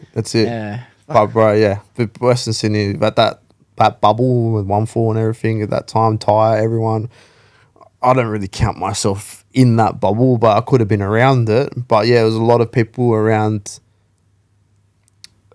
that certain time, bro. All of us connecting without us realizing. It was just boosting more and more and more. Penrith Panthers, like, fuck, everything was going through the roof, you know? Yeah. It was insane, and I think it's set the tone now. Like, look at Penrith Panthers, bro. They won like 4 in a row. Like, what the fuck? It's never happened before, you know? Yeah. But it's that mad, like, aura of energy that we had for those years. We still have it now. But those initial, like, first 4 or 5 years with everyone around the area having a fucking crack as to where we have got ourselves now, and everyone's doing massive things, bro. So it's insane. Yeah. Patrick Bet-David says in one of his famous quotes is like, I could have easily started a business on my own, but why not grab the people around me and try and become a millionaire with them? That's exactly right. And he reckons he might not have even been able to become as successful without the people around him to do it in the first place with. And I think that's the same thing. It's like almost like a secret law to the universe, and there's all these little secrets that I'm trying to decipher about existing, but that's kind of how I feel like life has to work. Energy, the word is synergy. It's when you have 100 energy plus 100 energy and you get 350 energy, you know? It's not That's 200. exactly what we had, bro. Yeah. It's exactly what we had at that time, and you're fucking 100% right. And then I feel like, not necessarily the energy clashes. I don't want to say it was clashes to put any negativity on anything, but there's just certain times in your life where the NWA have to split up, bro, and do their own thing. Like, Yeah. and that's what I think of that. You know what I mean? Exactly. Like, they still bro. kill it, and then they're still all good, you know? Yeah. But, yeah, like for me personally, bro, it's just like I need to go hard at it. And I think I've always been, in a way, a lone wolf. I've got my close mates that always back me and always ride and die for me, you know, and I'll do the same for them. But when it comes to that kind of thing, business and being creative, I need to be just me and only me because I get distracted so easily, you know? So, yeah, bro, it's funny how it will work. And if I didn't have those scenarios and the likes of Nika and Johnny Evans and Paul, right at the time, I wouldn't have killed it as the way I did. It was just all of our energies together, because that was the initial first 2-7 project was us 4. Yeah. And I wouldn't mind going bro. into that. What did 2-7? I got to talk to Nick about that as well, Nick, and like I want to know what was 2-7 project coming to life. What was that like from your perspective? You know, Bro, like, it was fucking insane. Yeah, It was And, insane. okay, can we not go there just yet? I want to go backpedal a little bit. Sorry, Yeah. but I'm curious as well. So when it comes to maybe even a few years ago, when you drop a new pair of TNs or a new pair of whatever shoes it is, would you make a certain amount and then sell them, or would you open the order for people to order and then make based on order? Or how would it work? So I would keep it open to as many pairs I think I could get done. Because everything was made to order, so I saved myself. There was one time I was a bit stupid with my money, and I just like, fuck it, I'm going to get I'm going to manifest it. I ended up selling them all, but I didn't realize the margins I was making at the time. I was like, fuck, I went to Nike and I filled up my whole full drive at the time. 15 grand worth of Air Forces. I'm like, I'm going to fucking send it. I'm going to send it and I'm going to make this money back and double it. Yeah. I did, but I didn't realize the margins. So I kind of stung myself on that one. But yeah, made to order. So I'd sit there and go, how many pairs do you reckon I could get out? Sticking to the 2 to 4 week time frame and having the quality there. So that's how I'd really sit it. Air Forces are pretty easy. TNs are fucking pain in the ass, but I love doing them. How many of each can you make in a? I reckon what do you call it? Do you call it like a stint, a project, a chapter, like a drop? So a drop, I'd probably Air Forces. I could get 50 out. Yeah, man. Easy. TNs, half that probably now. Yeah. Because TNs are very, very tedious to do. I'd say like little small cuts, and then I'd have to go back around with real small scissors and make sure that perfectly lines, stitches are on. Touching up little marks in here that I get from fucking JD that already have marks, and I'm like, fuck. So I'm touching them up because I want to give a customer a decent shoe. But yeah, usually half that. And then Vans were pretty easy back in the day as well. I could pump out 50 of those in a drop.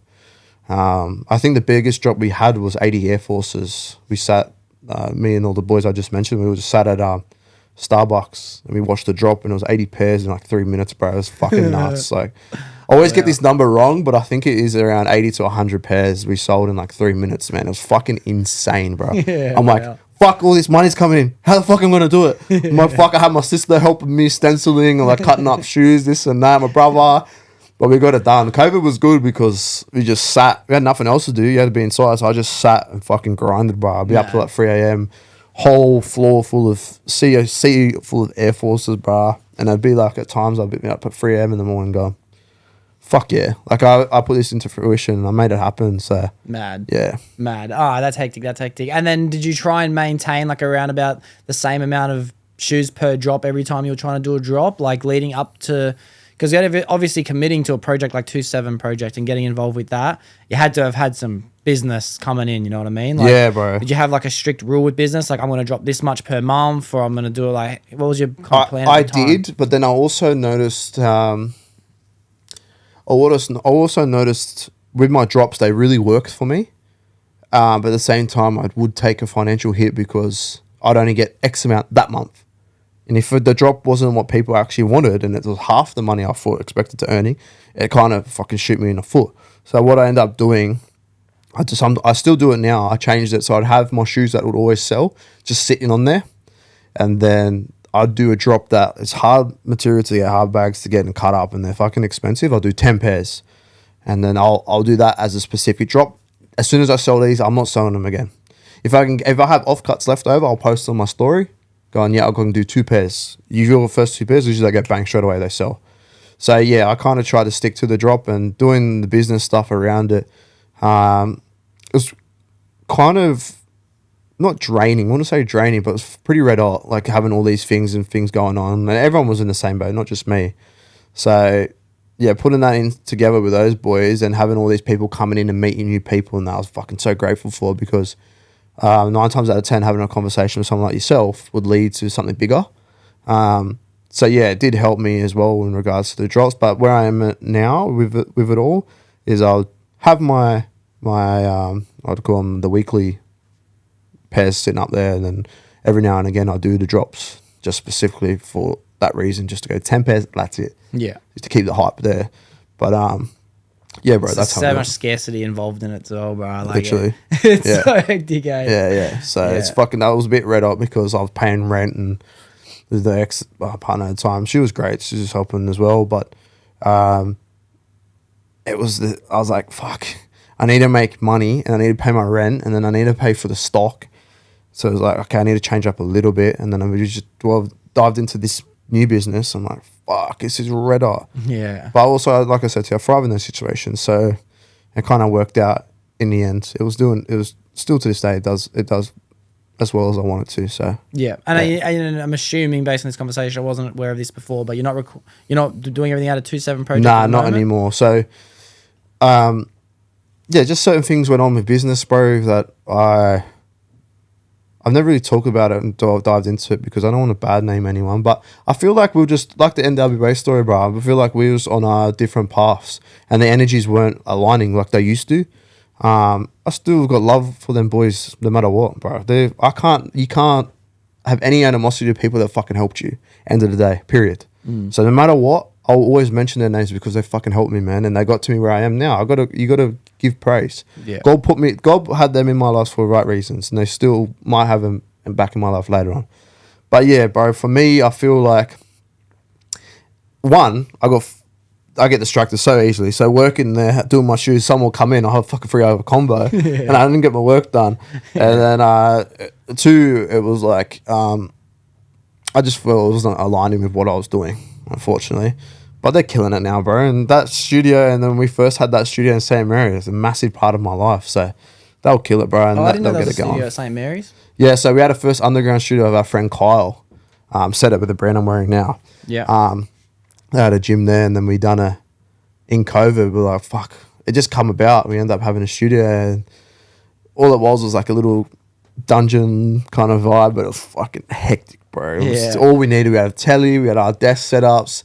My brother and my dad come in, sprayed all the walls black and painted the floors, and bro, it was perfect. It was literally perfect. It was like having that cubby house as a kid kind of vibe, bro, but you got to work and make money with your friends. Mad. So yeah, ended up being there, and then Ty reached out to me to do a pair of shoes for his son Carter, ended up doing the shoes, and then we just had lunch, rekindled the friendship from school, and then I introduced him to Nika, and the rest is history. And Chris Scanlon from FTA, we all linked up, and yeah, bro, we ended up making a studio. Yeah. So it was actually insane how it all worked out, bro. It was like fucking bang, bang, bang, all these things happening. I'm going, what the fuck's going on here? Yeah. But yeah, man, that's how it all worked out. So it's literally started from that old studio, St. Mary's, and big shout out to Miss and Kyle. They just opened up the yard upstairs. They took, bro, I'll never give them raps, right? Because they're people that deserve this, and I hope they listen to this. But when you see people start a new business and the fucking work they put in to get it going and the risks they take,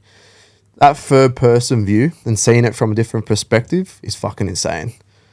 Like, they just opened this gym up, but they didn't sleep. They had family in there painting walls.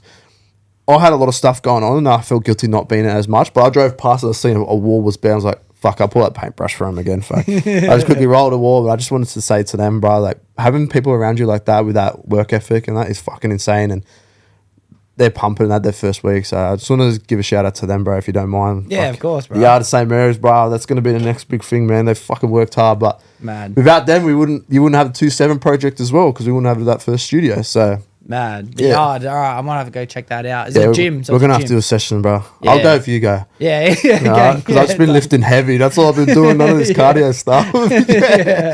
Yeah, I keep saying I'll do cardio, bro, but I know weeks are turning into months, bro. I ain't doing it yet. I ain't doing it yet. Yeah. You like? Do you try and be active? Like you try and go Yeah. gym and work out with that? I've had 2 weeks off now because we done something stupid like, I think it was like 40 weeks straight of pretty red hot training. And then any time opportunity come up to train, I'll do it. Just the joints and that catch up, bro, and I couldn't bench press or anything, so I'm like, yeah, I need a couple of weeks off just to recover. And I saw one of the bros, Charlie, sorted my body out, and I'll just have 2 weeks. But yeah, I know training's a massive part to just stimulate the brain, get those endorphins pumping and the rest of it, bro. And I think once you do something hard like that in your day, you know you get ready to tackle the next day. Yeah. So it's all, I think training is still, it's needed for a lot of people, even a walk or something, bro. Just stimulate and those endorphins, I've got to be honest, man. bro. I've got a vendetta against anything to do with people saying walking is exercise. I don't agree, bro. I just don't agree, bro. I think it's like, it can't be exercise. Bro, it's but not, I think in a way it's like... You may as well not walk, bro. I understand. Yeah, I think it's more of a fucking meditation or something. Yeah. It can't it's be good exercise. For you. Yeah. It's got to be good for your brain and just to be able to go there and clear thoughts and shit, bro. But it's like, come on, bro. The only time I argue with you, have you ever fucking done a stepper, like the stepper machine? I've done the step machine, yeah. On a high level, and then like after a weight session, I'm fucking hurting. Like I'd rather walk. That's climbing, bro. That's not walking. Walking is breathing. If someone goes to you, go, oh fuck, what did you train today? Oh, I went for a walk. Shut the fuck up, bro. I know girls that go to the gym to walk on the treadmill, and they walk. They don't even run. They walk on the treadmill. Yeah, bro. It was like you'd have to do a hard weight session and then do that. Maybe to count it in the workout. Just to calm down, you know? Yeah, that's it. But yeah, I agree with you, bro. It's not it's not a workout. It's insane. Meditation, bro. That's what you can call it. Active meditation, because that's all you're doing is fucking chill out. Yeah. It's like, it's just nature. Being in nature. That's walking for you. Literally. That's so you're funny, spot on bro. with that, bro. I'm glad you agree, because no one agrees, bro. I have nutritionists talk to me. I have fucking people with burn your personal calories, trainers. this and that. Brother, go fucking train. Do something proper. Yeah. Just sit in your room and go, Yeah. I swear to God, you'll burn more weight, bro. More calories, eh? Yeah, actuals. Mad. What's this period look like leading up to Christmas when it comes to work? Does it pick up a bit? Because I can imagine, like, do people want gifts and shit? Do people think about it for presents? Yeah, it does, bro. I try to shut my website around the end of November just because of that reason. I want to get all orders done and pumped and sent out. Yeah, Christmas is always busiest time for me. But yeah, also grateful for it because it just keeps the business running. So yeah, Bro, man. for someone to buy someone a pair of your kicks for Christmas, that's a good mate, bro, Yeah. or a good family member. Or they're just addicted to Afterpay. One of the two. Yeah. Or they put their own name on their own box. Yeah, nah, it is, bro. It's a good gift for people. But like I said, it's more of a collectible just to have something that no one else has. Straight up, yeah. Yeah, so 9 times out of 10, you're not going to get... A lot of people do imitate what I'm doing, and good on them. It shows that I'm doing something right. But yeah, to have like a Gucci Samba or something that no one else has is pretty iconic. So that's the whole reason why I do it. Do you have any idea of how many pairs you've sold? Is any of those numbers possible? Or can you just... I'm sure Shopify wise I could see it, but it'd be more than that because of like cashiers and stuff for friends and family. But I reckon it'd be close to between 1,500 and 2,000 pairs. That's a lot of people. Yeah, bro. That's a big dent you're making on culture, bro. Yeah. That's a massive dent. Yeah, I don't realize it, bro. I never wanted to have like fame or whatever. But I was in Queensland the other week, and then I had someone yell at me while I was with my missus having breakfast on Broadbeach or something. Drive past me going, "Bombr!"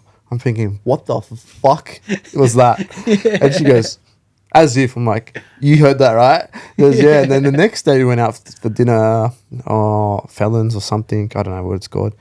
And I had a couple of young'uns like staring, and I'm like, oh, hey, what's going on, boys? And they're like, you do sneakers? I'm like, no way. In my head, I'm going, no way. But I don't realize how much reach I actually had with it. I think because I don't really live for that. I'm not living to be... I always call it good fame. My good fame is, and what I pray for is good fame is to spread positivity and light on others with the notice that I'm getting towards my page or Bombr, the brand. So, yeah, I never really wanted to be super famous like these celebrities, but enough fame... I shouldn't really call it fame. It gives me cringe fucking talking about it like that, but enough to spread what we're talking about now. Yeah, positivity. Positivity and good vibes, man. If you want to ask me questions, I'll fucking help you no matter what. I don't care who you are. If you genuinely want help, I'll help you, man. Mad. And I'm sure there's someone else bigger than me that would do the same, you know? So that's the whole reason. It's so unnecessary, but it's honestly the biggest feeling when someone recognizes you for any of the work you've been doing, you know what I mean? Like, it's just... I had it the other day. I was with my sister. It happened earlier that week I think it was the first time it ever happened. Someone just came up to me. I was at a seminar. I was doing David Goggins' seminar. Fuck yeah, I was supposed to go to that. It was good, bro. Yeah, it was a good day. It was a good day. I had like Mark Boris. I had like fucking Nick Kyrgios. I had like, it's like a great day. Anyway, I'm just taking a piss, bro. And some guy walks, he's like looking at me. I'm like, bro, what's this fucking guy? Yeah, because you kind of like looking like, this guy wants fucking scrap or what? Yeah, bro. That's happened to me busy before. bathroom too. I'm just thinking like, bro, like because we're from Western Sydney, your brain thinks like that, eh? But when I'll get back to your story. I'll just tell you because this is all before I forget. When I first started, I wish I was had punch-ons like a few times, but then I felt so guilty because they genuinely love my brand. So if I saw him out again, I went out of my way and go, bro, I apologize, man. Like, I didn't realize, but thank you so much. What do you do? Yeah. But so... Bro, it's the same thing, bro. I mean, like, there's packed out toilets, so I'm just thinking, like, bro, like, how many people is he with? You know what I mean? This is nuts, bro. Like, Anyway, and then he's like, hey, bro, watch the podcast. Bro. They're mad, eh? Inside, bro, I went, yeah, you don't, bro. Don't tell me that. You do not, bro. Yeah. But on the outside, I was like, sick, bro. Love, bro. That's bad. Yeah. And I talked to him for like 5 minutes anyway. I told my sister about it, and then maybe 2 days later, I had dinner with my dad and my sister, and then me and my sister are waiting for a drink after, and then I'm just sitting there, no one's talking, me and my sister, and then some guy runs up, bro. It's like, hey, bro, watch the podcast. Dads me up and fucking runs away, and then I'm like, appreciate it, bro. I look at my sister, I'm like, so glad you're here for that, bro. So you wouldn't believe me. Yeah. It's nice, eh? Like, you don't know how I feel inside right now. Bro, it's I think that's like, it's very nice, and I love people that do that. I had the stage where it used to like make me a bit weird. It still makes me feel weird. Yeah, like you kind of want to. My reaction is, what's your name? What do you do? Because I don't want you talking about me like all the time. That's why, bro. Even like I love doing this, but sometimes I'm like, I don't like talking about myself in third person. It's kind of cringy. Yeah. But then they appreciate that, and they like genuinely appreciate your craft and what you do. It's like, fuck, man, like, God is great. Like, the universe is amazing, bro. Putting people, like, what are the chances of you bumping that person that day to make you feel like that? Bro. And I'm sure he would have done the same, saying hello to you. Yeah. You know? Yeah. So, yeah. I just think, bro, big love for anyone who's willing to do that. Like, I actually, when I see someone that I know from content, I actually go out of my way to say, even though part of me is like a bit like, fuck, should I go say hello? Like, you know, he's like, am I fucking dick riding? Am I glazing? But it's like, I just want to show the love, bro, at the end of the day, you know? And it's, to be honest, any time it ever comes back, even if it's one of my mates calling me and saying, man, that was a great episode, like, it means the world, bro. 100%. It means the world. There's something about just getting appreciation for the things you love doing that just keeps you going, bro. Yeah. Right, that's exactly right. That doesn't really, the money doesn't come in then. It goes back to the money thing. Yeah. If you get little things like that, fuck the money. Yeah, we're doing all right, bro. It's all right. That's literally how I got the collaboration with Spenny and 1-4. Bro, he was having brekkie at St. Mary's, where a cafe I got, and then I messaged the boys. I said, I know you don't bother people while they eat, but I'm like, I'm gonna have to fucking say, bro, good shit. You're doing a lot of stuff on the area. Let me do a pair of shoes for you to say thank you, bro. Mad. And that's it. I had a convo started, man. Mad. I didn't know that you did that collab. Yeah, bro. I should have kept going with YouTube, because my YouTube was pumping at the start. Just COVID hit and we couldn't collab with anyone face to face. But yeah, my two first videos that popped off was Spenny and JM's, and then we done Chilling It vlog with Chilling It. But yeah, bro, I just like, fuck it. I'm gonna say hello, say thank you, good shit. That's not the same as me, bro. I don't like doing that. But if I didn't have that convo, that wouldn't have started this. Yeah. You know, this domino effect in a way. So yeah, 100%, bro. It's crazy, bro. It's crazy. So what about now? So where are you making your shit from now? Where are you making the shoes from? Like, you're not doing it at a 2-7 project. There's obviously no St. Mary's studio anymore. Where's the place I'm you're just doing back with my fam where I love to be, bro. Man. It's been a year. It's been back at home with Dad, Jamaica and Nico. And Jamaica's partner Corey. He's a legend, bro, as well. So he's home most of the time doing his work, and I've just been creative in my little corner. So I've got a whole massive room set up. I think I had taken a massive blessing, because though the 3 years before that was such a blur, there was so much stuff going on, I didn't have enough time for my family, and it's shit on my behalf. But at the same time, it's like I said, going back to God and the universe have put me back here, bro, for the right reason, you know. Now to do in my head, it's time to go elsewhere. But it's been amazing, bro, just to be at home and being around them and having that family back, because I'm a big family guy. So it's been nice, man. But I think, early next year, around February, I'll be moving up to Queensland. But this time, what we've had together has been the fucking biggest blessing. Yeah. It's been so nice to be back. It's so good living with your family, bro. Honestly, it's so good. I've moved out a few times, come back home a few times, and it's just the best. It's nice, bro. Like, don't get me wrong, I cannot wait to fuck off, bro. Yeah, but like, you have your moments, but at the same time, you sit there, and I had a bit emotional one the other night. I'm like, fuck, it's lovely to be around my fam.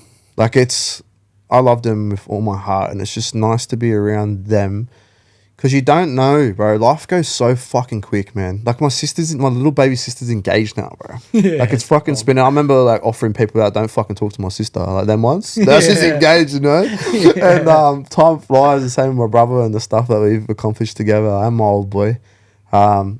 It's just at that point in life, I'm like, you don't really. We could all just go fuck off and do our own thing for another 3 years, but the time we have now is a massive blessing. And that's like every night, bro. My brother messages like, jump on. And I'm like, yeah, sweet, let's game. You know, like, that's our way of hanging out. So, man, just being at home, been good. That's hectic. When you want to try and get into your creative zone, you know, like you did with that DBZ cards that you turned into those shoes, like how do you find yourself to get into that mindset? What do you do? Is it does it come naturally at any point in the day, or do you give yourself some time to just sit and think, or how do you find those moments? It's just more. I thrive on the spur of the moment thing. Like I said, those videos with Nick and stuff. That's spur of the moment. So I'll walk around like my mind is constantly always going, no matter what. I can drive without music for like hours because I can. That's crazy. I can entertain myself. I can think about stuff.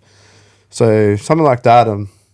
It's just for me. It just comes around. It's like an energy that's just been gifted to me that day. I'm like, no, do it. Let's go have a crack and let's do it. Same with TN's things. It just one day I'm like, fuck, I'm gonna do a TN.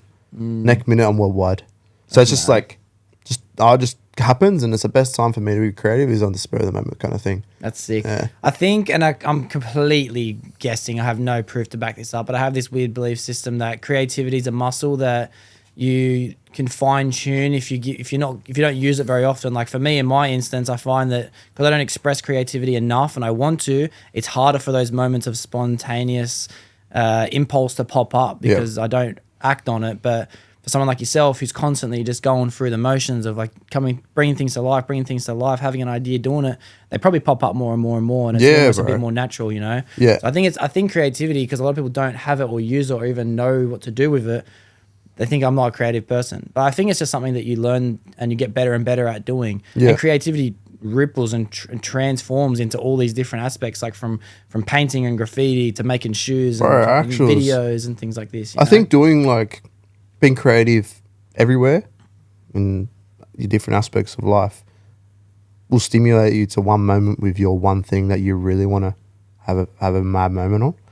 Like, bro, I also every now and again, a few times a week, I'll go help a good friend of mine. So own like a trucking, they build truck bodies. The next level truck bodies is what they're called. But I'll help with their socials because for me, I just like practicing because I'm doing my own thing, practicing. I also have J-Mac, don't get me wrong, he films for me a lot of the time. But if I'm rushed and I want to film something, I want to be able to just do it and edit it. And I've got a little DJI little flip camera thing. Fucking amazing, bro. Do you mean the phone one? The little the camera's like that big, bro. One. Yeah, I've seen Spanian vlogs of it. I've seen that. Fucking gun. Mad. Yeah, so I'll help them. I get to film like welding and then putting truck bodies together. And it was like, I need this to keep me stimulated if I'm just doing my day-to-day TNs and that. So this is that like spark something like the Dragon Ball Z thing where I didn't realize that that's happening in the background. So it's like, that could be happening 2 days before I have a spur of the moment thing as such, you know.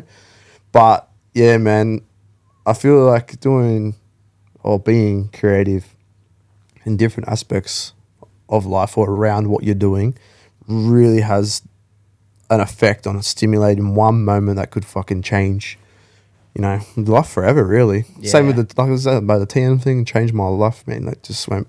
Yeah. Everyone knew of Bombr sneakers, you know. That's fucking so hectic. Yeah. So do you do many custom pieces for anyone due to requests other than like your scarcity moments of dropping? Like do people I never used to, but now I do. Yeah. I do 2 reasons. It's good to connect with a customer and seeing what they want to do creatively. If they give me a dead pair of shoes, I'm like, nah, I'm not doing those. Yeah. Like I wouldn't just do a random pair of something, you know. Yeah. Has to be something I appreciate and I like as a silhouette, and I'll do it for them, and I can put 2 and 2 together.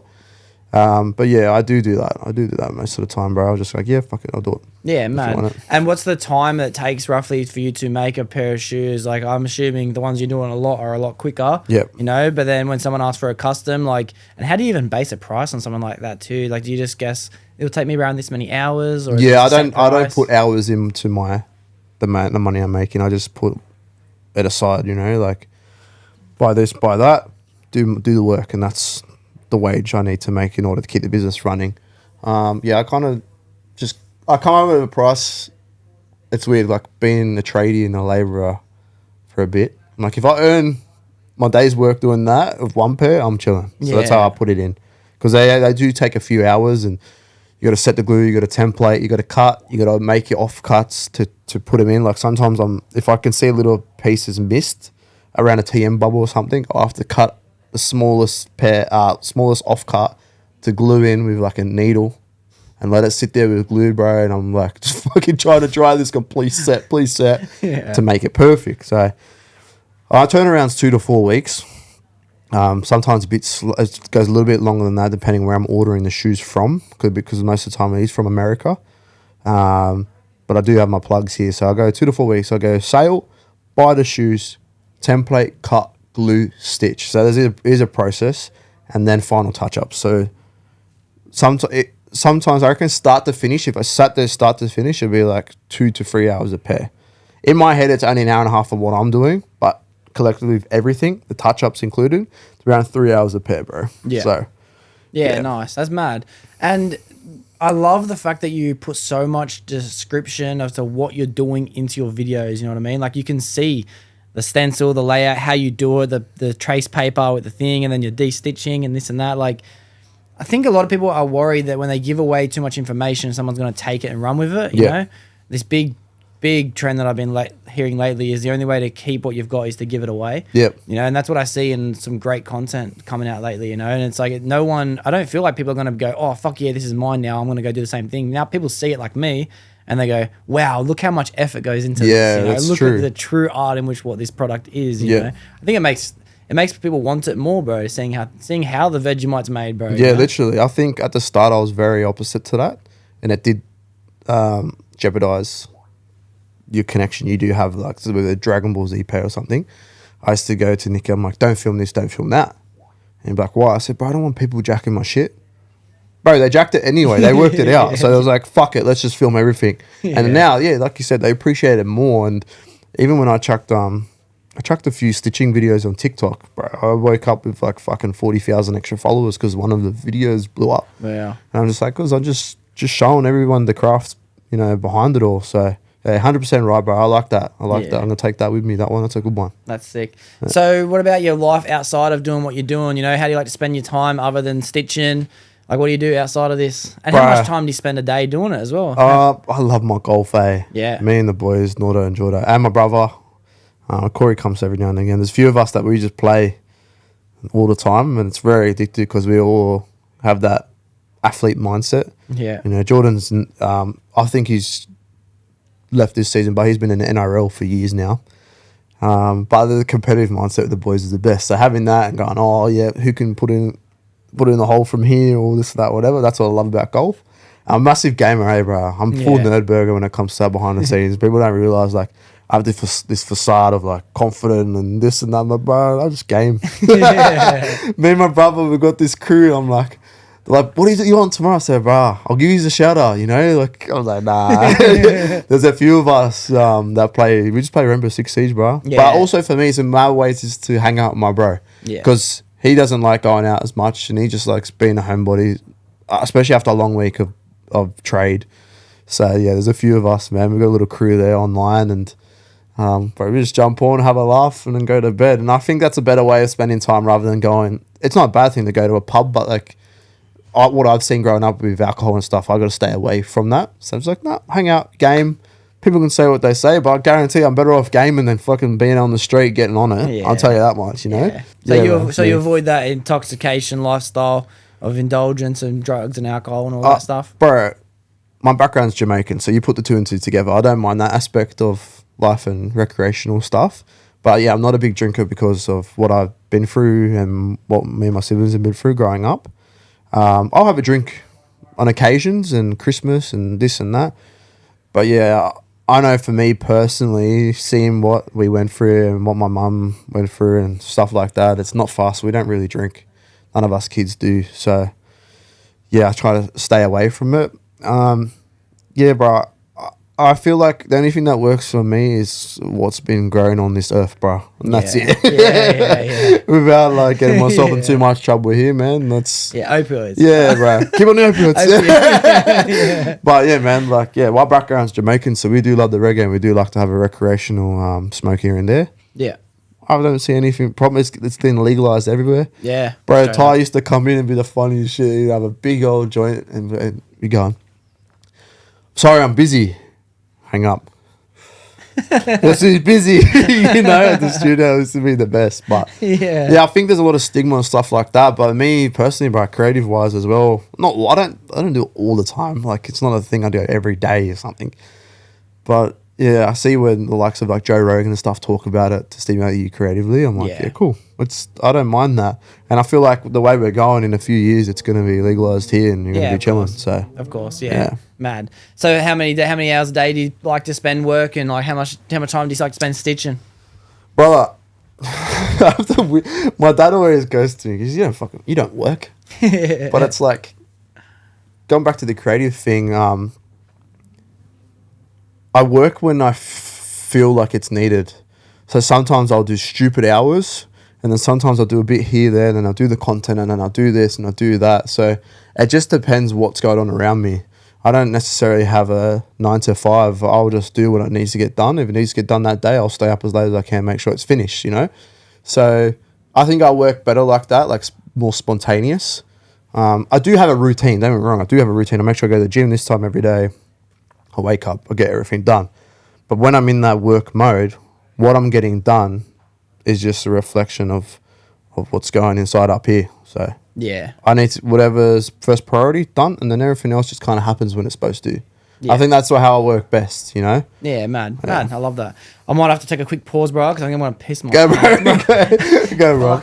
Bro, Joe Rogan talks about it, He's like, fuck, I drink one of those monsters when I'm commentating. I'm busting for a piss in the next fucking 5 minutes, I went 115 weeks without taking a piss on a podcast. Last 3, I have to get up mid-air. That's crazy. Shit, that's crazy. right. Everything comes out in one hit, bro. And every time it's the longest piss of my life.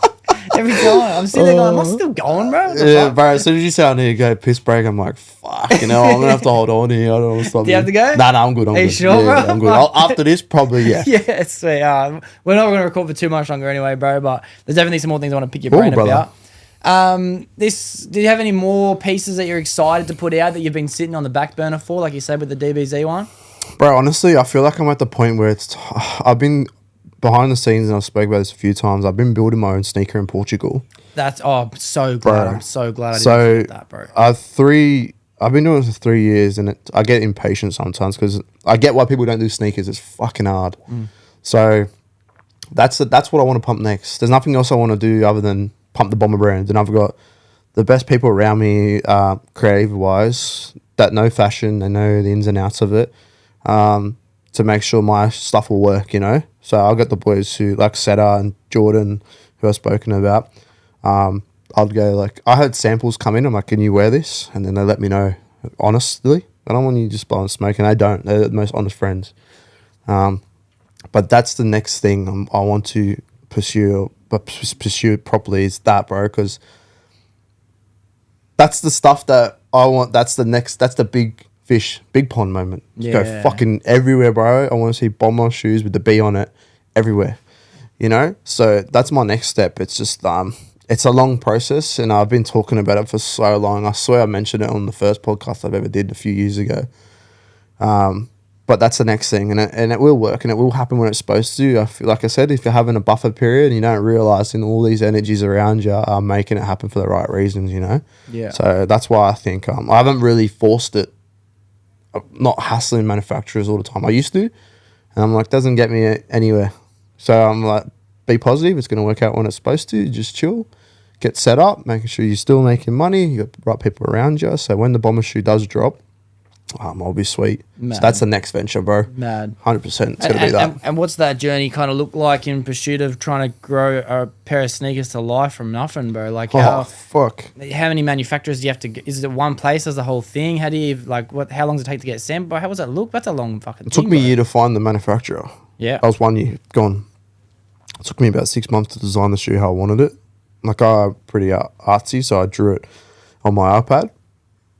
And after that, I found the manufacturer who I got a brand I like called Axel Arigato, and I love their brand and how they make their shoes. And they're Swedish brothers that they ended up, didn't realize until 3 months in talking to this guy that they started in the same manufacturer, a little shop in Portugal. Wow. So you can go China, you can do all that, but I got that European blood in me as well, man. So I wanted to make sure if I'm selling something, I think I was gonna say high end, but I think the niche that I'm gonna go for is high end streetwear because we're hood kids, bro. I want to keep that involved, but just a nicer, affordable version of it.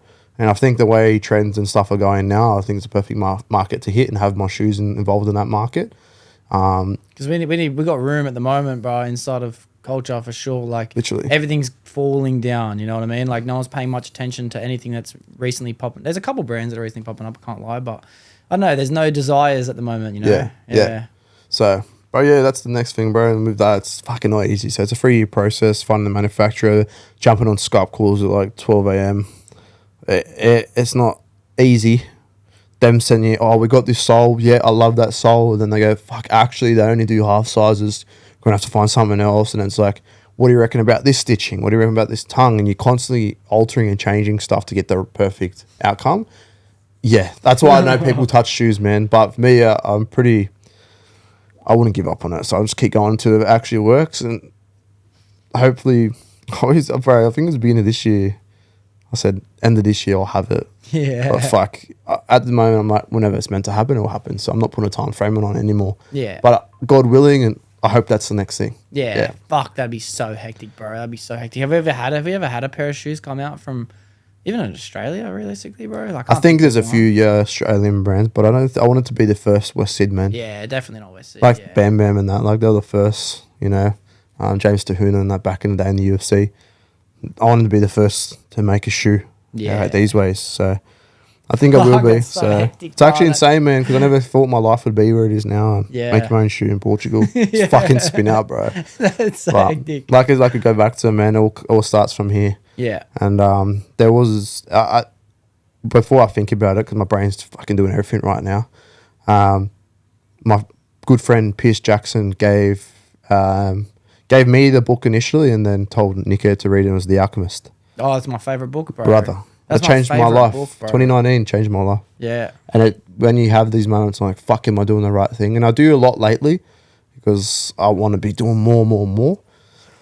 I feel like I'm in the crystal shop at the moment and don't want to spoil it for everyone, but I feel like I'm having that crystal shop moment and I'm like, I'm doing these for the right reasons to learn my craft, become a better person. So once the opportunity comes around, I found my paradise and I found my treasure, you know? Yeah. So that's the funny thing about opportunity, bro. I was actually thinking about this morning. I was at the back having my coffee. I was like, opportunity isn't always there, bro. People say opportunity is always there, but it's not. But you have to always be ready for opportunity. You have to always be at the best position you can be in, so when opportunity comes, you're the guy. You know what I mean? But and it's in a way, opportunity is always there as long as you're the guy for opportunity. Yeah, you know? you got to be ready for it. Yeah, that's why I usually say yes to everything. I'm like, fuck it. Doesn't work out. Doesn't work out. But I say yes to way too much, bro. It's a gift and a curse, right? Because we talk about this a lot. A lot of people, my mates, we talk about it. It's hard to say no because what if you fucking said no to the wrong fucking opportunity? Yeah, you're spewing. Fuck these fucking meme coins. I go, nah, I'm done. I'm like, $20, one more just in case, you know. It's the same kind of scenario, bro. Yeah. But yeah, you got to take it when it comes, 100%. I guess maybe to be in that position to say no, you must have to already be at that content position in life, you know, which I guess a lot of the people I talk to are not at yet, in which they know they're destined for more. Yeah. So maybe once you've already started to accomplish, oh man, I don't even know what's next. Then you can start saying no because you know that's not what you want yet. You know? Yeah. Bro, I don't. There's moments in my life where if I could go back in time and tell myself, no, you're going to actually be making sneakers and shit, I would never have thought in a fucking million years I'd be doing what I'm doing. Yeah. Or even sitting here like we'd be having a chat, bro. Yeah. It's insane. Like when people like say you can do what you put your mind to, it's so true. It literally happens. It can happen. Might not happen when you want it to happen, but it's going to happen. Yeah. And I think I've taken that along with me is just keep chipping away, keep momentum no matter what, you know. Even if you're having a buffer period, as I call it. Just chip away, make sure you send that email, make sure you do that one pair of shoes, make sure you put that story up that you didn't really feel like fucking doing for that day. Keep momentum, because if you keep momentum, the end goal's still in reach. Yeah. I think it's even as far as when it comes to like just reply back. You see the text message, just reply back as straight away. Yeah, you know? so like, you're calling out one of your boys here, eh? That's me, bro. I swear to God, that's me, bro. Fucking reply. Bro, my mates let them do that. Bro, you do you, boo. But like, bro, I'm bad at it. You know what I mean? Like, I try and be good at it, but it's like I know that I'm just I'm just flattening, bro. I'm just flatlining. You know what I mean? Like I want to keep that fucking graph going up. Act in the moment, but yeah, bro. I think I don't know, bro. Like just the stuff that I see that you've been doing has been incredible. To know that's only been happening for the last 5 years is fucking blows my mind. And you're a great example for anyone, bro. Just try it, bro. Yeah, just try have a crack, eh? You know? Yeah. It's fucking hectic, bro. I still think I'm like, how the fuck? Yeah. But you're right, bro. Do you ever resonate with that word imposter syndrome? Yeah, big time, all the time, man. Yeah, I still feel like Bombr is different to Johnny, and Bombr sneakers is different to Bombr. I'm like, what the fuck? I don't know what's happening, but I just accept for what is, and I have that much faith in my religion and God, and the universe and the powers, bro. In the universe is that it's all gonna work out. So I do have it, but when I have that imposter syndrome moments, it's more in scenarios like this. You asked me to come on. I'm so honored to be here because to me, I'm just another Joe Blow. That's crazy. And to a lot of other people, I would be too. Like, who the fuck's this? But the people who know the sneakers and that, they appreciate me and I appreciate them. This is where I have imposter syndrome. Like, why would you message me? But you obviously appreciate my craft, and like, same goes, bro, you know? Being in scenarios, definitely. Not so much moments, because I know I put in the work when I have these collabs with big names or whatever. I put in the work, so I know it's going to happen and come to fruition like we talked about. But yeah, imposter syndrome is massive, and I don't know the meaning behind and why it happens, because we've all made it happen. Yeah, so I don't get why you feel like this. Yeah, and I'm the most confident person you ever meet, bro. I could fucking talk underwater, but I do have moments. I'm like, what the fuck? Like, this is real weird. Or having like Cles in my house, like just Cles. Shout out to Nath. Like, Nath Cleary was one of the first collaborations I've ever done. He made my brand pop off because it was a collab. He got in trouble with Adidas for doing the collab too, because it was a pair of Vans. Yeah. I'm like, fuck. But like, Cles comes to my house and he's like one of the boys, and he's like doing a pair of shoes, and I'm like, oh, he's actually my mate. Like, yeah, that's crazy, yeah. There's a spin out when people go, oh my gosh, Nathan Cleary. They go, oh, he's one of the boys, you know? Yeah. That's kind of moments where I step back and go, fucking, I showed my stepsis, Annalise. One time we done a collab with Critter. And Critter's one of the boys too, always supports the brands around the area. And then I said, bro, just give us just a video. He said, do you need anything? I said, just give us a video. Say shout out to my sister. And she was spitting out. So that last thing they expect to pop in the family Snapchat group. I just put it in there, no context. They're like, oh, and then she come, oh my gosh, what the hell? Those are the moments I'm like, where I could use that imposter syndrome for the right reasons. Yeah, but that's a moment, bro. Yeah, so that like, getting back to it, I get a bit off topic with things, but yeah, it's just scenarios for me, bruv. But the same with you, having guests on and that. Bro, the weirdest one for me is like when I mention anything about this subject is why I bring it up. Is like I say, and then I guess like yourself would say like, bro, even coming doing a podcast like this, that. Even some people say to me like, bro, I can't believe I'm coming on your podcast. And I'm like, I'm thinking to myself like, why are you thinking like that? I'm the one thinking that yous are coming on my podcast. Like, synergy. What are you talking about? I was thinking, fuck, that's crazy, bro. Yeah, that's why I asked, bro, because I feel like a lot of people just share the feeling, you know, which is what's crazy. You know? Yeah, I think it gets to the point where it's like, do I deserve this? Of course you fucking do. Yeah. And it's literally having a chat, being a psychopath in your car, talking to yourself in your brain, going, brother, you deserve this. You put in the work. You got to where you are. Good shit. Yeah. That's what snaps you out of it kind of job, you know? But yeah, bro. It's a hell of a thing. I don't know, bro. You got enough coming on your plate, bro, with this sneakers that you're trying to drop. Like, you got enough coming up. But I'm going to ask the question again. Is there any, like, special designs that you're working on that's going to come out or anything like that? I think at the moment, I just got to stick to the roots of West Syd, bro. Keep pumping TNs out. And whatever's trending at the moment, bro, it's just the Sumbers and the Adidas Specials, handballs and all that. People really like them. So I want to give people what they actually want and what's trending. Yeah. Dunks still in a way are kind of still there, but I can see trends from miles off. And I've got the people around me that know fashion as well as me. I always go, what do you reckon? I'm not afraid to ask them. And they're honest criticism. So the Adidas is back this year, man. I called it at the beginning of the year. I call a lot of trends. I got these shoes on the P6000s. Yeah. Called them at the beginning of the year. Now everyone wears them. Like, fucking done it again. There you go, you know. But yeah, sticking to the roots, I think, bro. TNs always pop and sell. And I love doing that in collaborations. TN Australia, I always share my stuff, and they're a huge page. And the bro that runs that always supports businesses doing stuff with TNs and customs and stuff like that. I think I know the page you're talking about. I think I watched a YouTube fucking documentary about that guy. I could be wrong, could be a different guy, but it was interesting. I was actually thinking about getting that guy on the pod, actually. Yeah. Bro, 100%. Yeah. Bro, we'll get something going for you. You just let me know. Oh, mad love. Fuck yeah, that's sick. All right, fuck, I had the one more question, bro. It's literally popped in my head 5 times, and then I fucking forget it every single time. It's a relevant thing. Let me backtrack a bit. Hope that question comes back. Here we go. I fucking finally found it. Do you know what any of the legalities are behind cutting up clothes that already exist and rebranding it? Because, and I'm asking for myself because it's something that I want to start doing moving forward.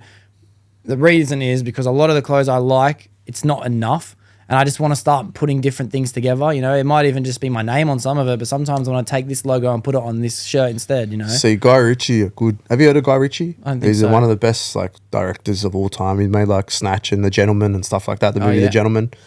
He's you got to watch his pod, bro, with Joe Rogan. He talks about the pocket square and having a customization pocket square because he wears fancy suits and shit. But the analogy behind it is so fucking smart. It's having something you own, no matter what you own, customize it and how you wear it. You know, so it could be even to the smallest point of you wear a large shirt, but you know XL will fit a little bit better, so wear XL. Not necessarily you're a fat fuck, but just wear an XL because you're customizing it to your needs. Certain ways, sometimes I'll wear the Nike socks. I'll turn the swoosh around so I can see the swoosh at the front, depending what shoes I'm wearing.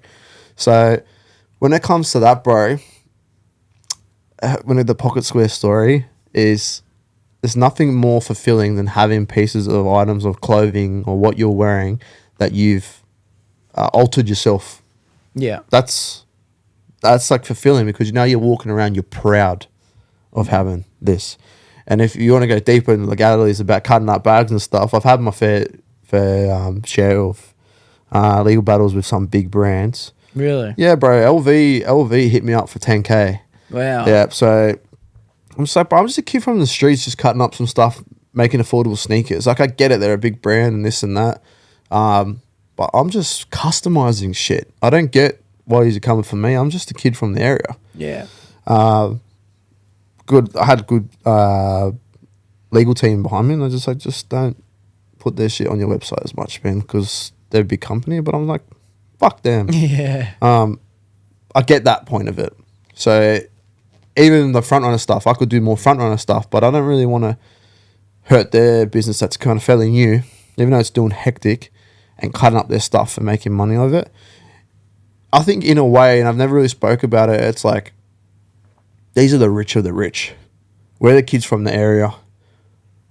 I want to make something that's affordable in a way for someone in the area rather than paying triple the price of what they would initially pay for a custom pair. I mean, for an expensive designer pair. So that's kind of one of the reasonings, and also going back to having the one of 10 pairs in the world. Yeah. No one done Burberry TNs. My first 10 pairs were the only pairs, when you think about it, in the fucking world. And if you owned it, you're happy to pay the little bit of extra money that you to get this pair. So yeah, bro, I've had my fair share of it with it all, and I think moving forward, doing my own sneaker kind of takes that stress away. I'm not really that I stress about it because I'll still do it no matter what. But personalization is a massive thing for me, and what I wear. And if you could, I'll send you the Guy Ritchie Pocket Square story, but it's so fucking spot on about altering your clothing. It's like an extension of yourself. Yeah. And how you hold yourself. Well, that's all it is, bro. Like, I gotta be honest, like, I'm always trying to find my style. I've been trying for fucking 15 years nonstop. Like, and it changes, goes back to fucking Eshe every fucking, I don't know. I got out of it. I'm like, it's a bit more junky. And then all of a sudden I was like, I'm a fucking junkie, bro. Whatever. I'm gonna get back into it, you know what I mean? Yeah. And I go into it, then I come out of it again. And it might go grunge, or it might go fucking skater, or it might go fucking, I'm trying to fit in at Bondi, whatever it might be. But at the end of the day, nothing works, bro. So I just think the only thing I can do is just start taking brands and clothes I like and start putting them together. But why not? I'm a bit worried. Like, I don't know, is it even allowed? You know, bro, if you own it, do what you want. Yeah. You're not reselling it like me. Yeah. That's when it gets a little bit tricky with what I'm doing. But at the same time, cutting up bags that I own. Yeah. Cutting up shoes that I own. I put it through my business. So I own it. doesn't make sense either, because you're still buying the gear to cut it up, bro. It's not like you're stealing it. Yeah, so I get where they're coming from, because when I sometimes think about it, and this is me playing devil's advocate for myself, but some fucker was cutting up bomber heads and put on a shoe, that'd hurt me a little bit too. But I ain't LV or anything yet. Yeah. Yeah, but also, and if there's a young kid trying to have a crack, I'd probably let him do it. But look at TikTok as an example. I think TikTok's a good example for all businesses, and I think that's going to change the way we look at consumption, whether it comes to consumerism or whatever it is forever, because people started cutting up clips of Andrew Tate or Kai Cenat or I Show Speed, and then those clip accounts that are sitting there watching the streams waiting to go with 10 monitors, bro, they full do this, bro. They're in bed, like, full ready for it, bang, put out the memes, caption it. They have guys with 10 screens watching the clippers to take their clips, and then they've got accounts taking their clips. And they're just chilling, making money. Everyone's making money, bro. FaZe Clan, for example, like, they've got, like 18 or 14 or something guys now full-time are living in this house making FaZe content. Yeah, I've saw a bit of that. For their stream, for their clippers, you know what I mean? Yeah. And how much money did they pull in? Like, I think 2 months ago they hit a new record, but they pulled in something like another 500,000 subs or something crazy. Insane. They could just call it clip farming, eh? Yeah. And they farm the clips, because then they kind of like normal day-to-day people will watch it and go, oh, this is a clip farming. Yeah. What are you doing? You're doing shit on purpose, like dyeing your hair bright orange or something, like clip farmer. But bro, it's nuts, eh, when you think of it, and that happens. And look what that did to Andrew Tate. Look what that does to FaZe Clan. Look what that does to I Show Speed. Pumps him, eh? Bro, Speed's here in Australia at the moment, actually. He's doing his, imagine that, bro. He was at Marsden Park yesterday. Really? Yeah, yesterday. How weird's that? That's nuts, yeah.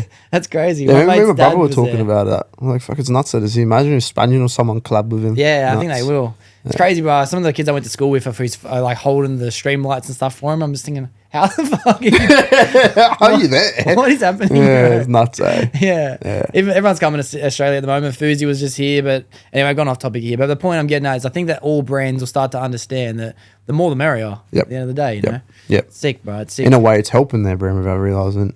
Getting more exposure to it. Exactly right. Exposure. Bro, if customizers weren't making LV Air Forces, I don't think Virgil would have ever made it an LV Air Force like they did. Yeah. And look at the big collaborations you have now. Like, oh, what's that motherfucker's name? He passed away like not that long ago, but he was one of the biggest collaborators, and he did a shoe with Dior, I think it was. Maybe I can't remember who it was, but like, anyway, like some of the world's best known artists now are doing collaborations. Yeah, you know? It's fucking crazy. One of the questions I wanted to ask, I'm going to quickly go here before I forget, before we wrap it up, was you said you still got your OG mates. You know, you got your boys from back in the day. How's your network changed and evolved over time? What's it kind of look like in your journey of just friendships in general? You know? Yeah, like I said, bro, before, it's like people put in your life for the right reasons and rekindle relationships for the right reasons for what you need at that time. And at the moment, the boys I got around me are real close mates that are grinding and having a crack. I got Pierce, who runs massive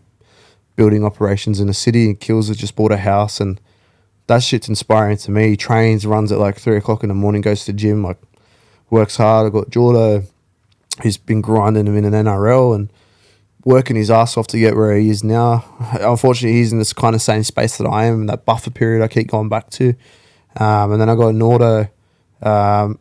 He just works hard, bro. I get him to the gym every day. Sometimes he hates it. He would go, bro, I'm quick as. I'll see you at 5 p.m.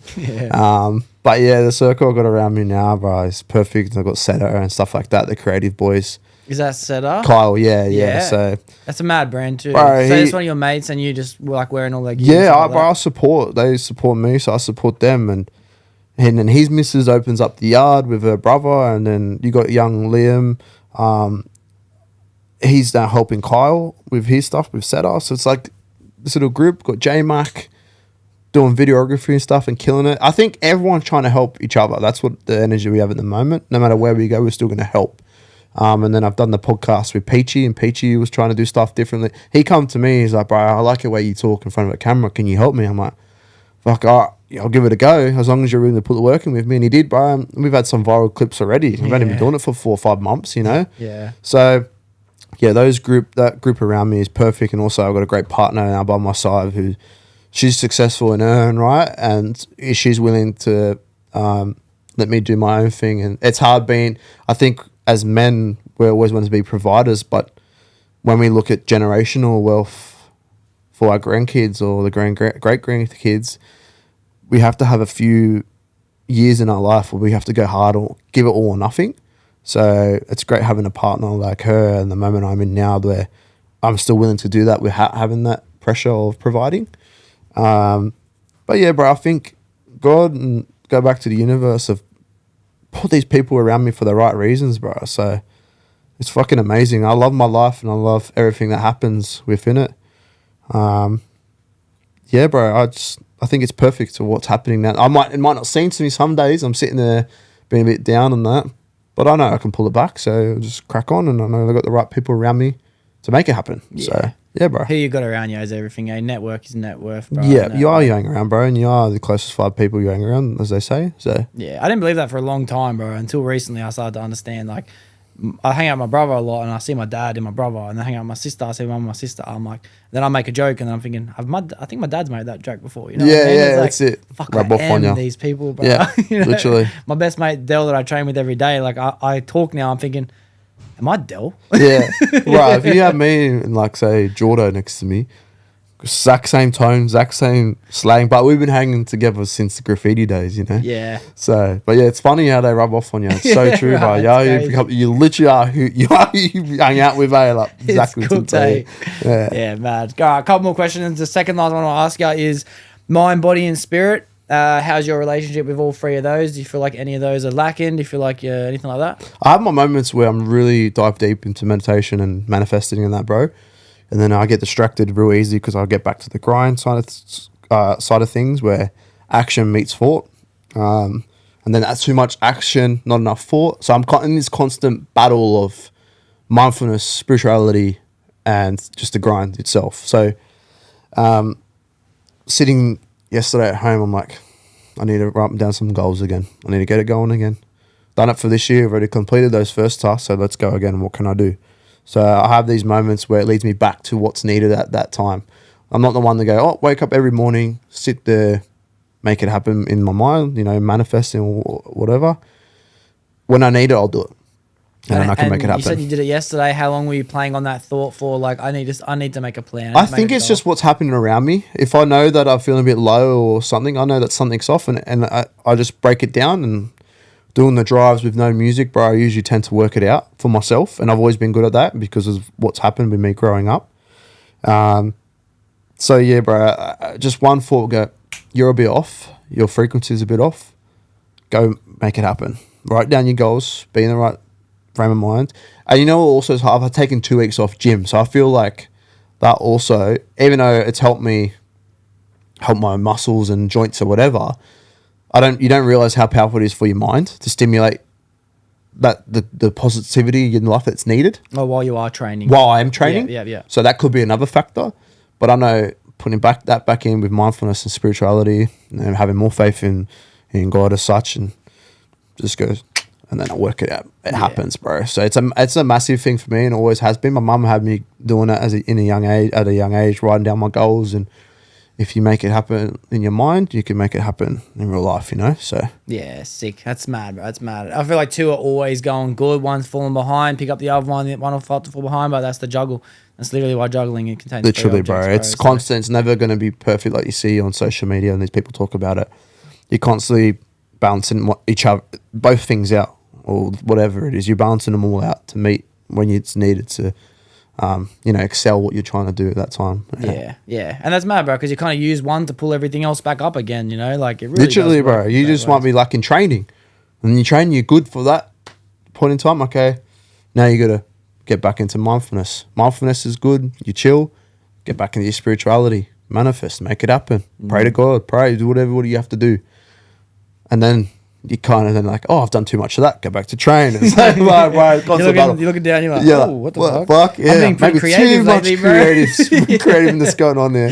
Too much eating and creative, not enough training. But yeah, bro, that's what the joys of life. Yeah. Yeah. You can have all the routines you want, this, that, or whatever, but that's what makes life interesting. It's a constant battle of little wins, you know. So mad. Well, this is going to transition into my last question I have to ask you. Before I ask you, I'll give you a quick thank you so much for coming and doing this episode, bro. Grateful. It's been hectic. Thank you. I'm going to come back to this praise and worship after this last question, but You said you love your life, which I'm fucking super grateful for. I love the fact that anyone loves their life. There's no better reason to be alive than to just be alive in the first place, bro. But you did also mention as well that some days aren't always as good, you know, some days are a bit rough.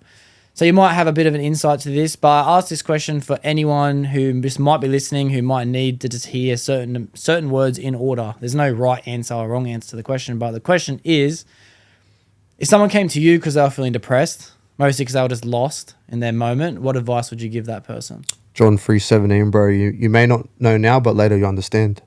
John 3:17. Pretty sure. Let me convert That's that. mad. Oh, I'm not. 13:7, wrong way. ADHD. 13:7, yeah. 13:7. But yeah, you may not know now, but later you understand. And it's so true. Everything happened for you, bruv. And every time I read that verse, it just resonates with me big time, because we're always too hard on ourselves, and we should put numbers on it. By the time I'm 30, I should be a millionaire, you know? But it's going to happen when it's supposed to happen. You just got to keep chipping away, and you're making sure you're having these little wins. And someone comes to me doing that, you may not know now, but later you understand. And it's so true. Because there's so many scenarios, like I'm here with you now, bro, and I'm so grateful. Thank you so much. But years back when I was in a slump, I would never expect this. But if I knew you then, I would have understood why that's happening. That's it, bro. Love that. Love that verse. That's mad. I wasn't going to ask any more questions, but I'm going to have to ask a couple more now. Go on, bruv. How often do you like to try and read anything from the Bible? Do you set yourself time, or is it just whenever it pops up kind of thing? Or Bro, I pray every day. I pray every day for my family, and I say my prayers every night before bed. You wouldn't catch, I'm not at church every day. There's some stuff with the church I don't agree with. I have my own relationship with God, and this is where people kind of, if I speak about God, they're like, oh, no, I don't agree with that, priest and this and that. I get what you're trying to say. So at the end of the day, it's just having a relationship with a higher power. That's all it is for me, and always has been. But I pray every day, bro, and I pray for ones I love, making sure they're blessed and all good. But yeah, man, it's been a massive thing growing up in our family, just having that faith, especially the stuff we've been through. But like I said, not to put a sob story on it, everyone else has gone through. Look at the stuff that's going on in Palestine and shit, bro. Like those kids, man, is nuts. So making sure I pray for people like that and people who are worse off, and I hope they can do better. You know, now that I've met you, bro, you be my prayers too. So that's how it works for me. Just making sure no matter what, everyone, your neighbor is doing, but you pray for them first before you pray for yourself. Yeah, that's a good thing, you know. I do that too, bro, and it's weird. Like it's only, I feel guilty. I can't pray for myself unless I pray for everyone else first. Exactly, bro, you know? It's right? a weird feeling because you want someone else to eat. If you had your last $50, bro, I guarantee if your mate really needed it, and he was like, he needed his last feed, or he was gonna die, you just go, bro, take it. Yeah, of course. It's true. Yeah. So I think that's the best energy to put out there. Not that you're looking for it to get back, because you accept everything and expect nothing. That should be people should live by that. Just accept what it is and expect nothing from it, bro. I don't want to. I'm cringing. Like I don't want to say this, but I feel like it's needed to be said. Bro, every now and again, if I'm sitting at a cafe, and I do it a lot by myself, and I'll just sit and ponder, and I'll see an elderly couple, bro, I don't care how much the meal is. I just go bang. Can you pay for them? Bang, and walk away. And that's not me. I don't want to be the fucker that flexes it, but it's just kind of like people need to know that you should do that shit every now and again. Just do it. Like, just do it for a better cause for others. Because you put that energy out there, it will be reciprocated because you're not expecting anything from it. Different story if I'm setting up a camera and going, I'm going to go pay for this meal and then fucking put motion and music on it and shit. But literally, bro, I'll just go tap. I could have a shit week. I could have the shit week financially, but tap, walk away. That's what I do personally. But there's other ways to help your neighbor. Could be anything. We've got to go after this and help my best friend Auto move his house a bit. But it's true. Yeah. You know, you put that energy out and you are what you put out, bro. I believe in that massively.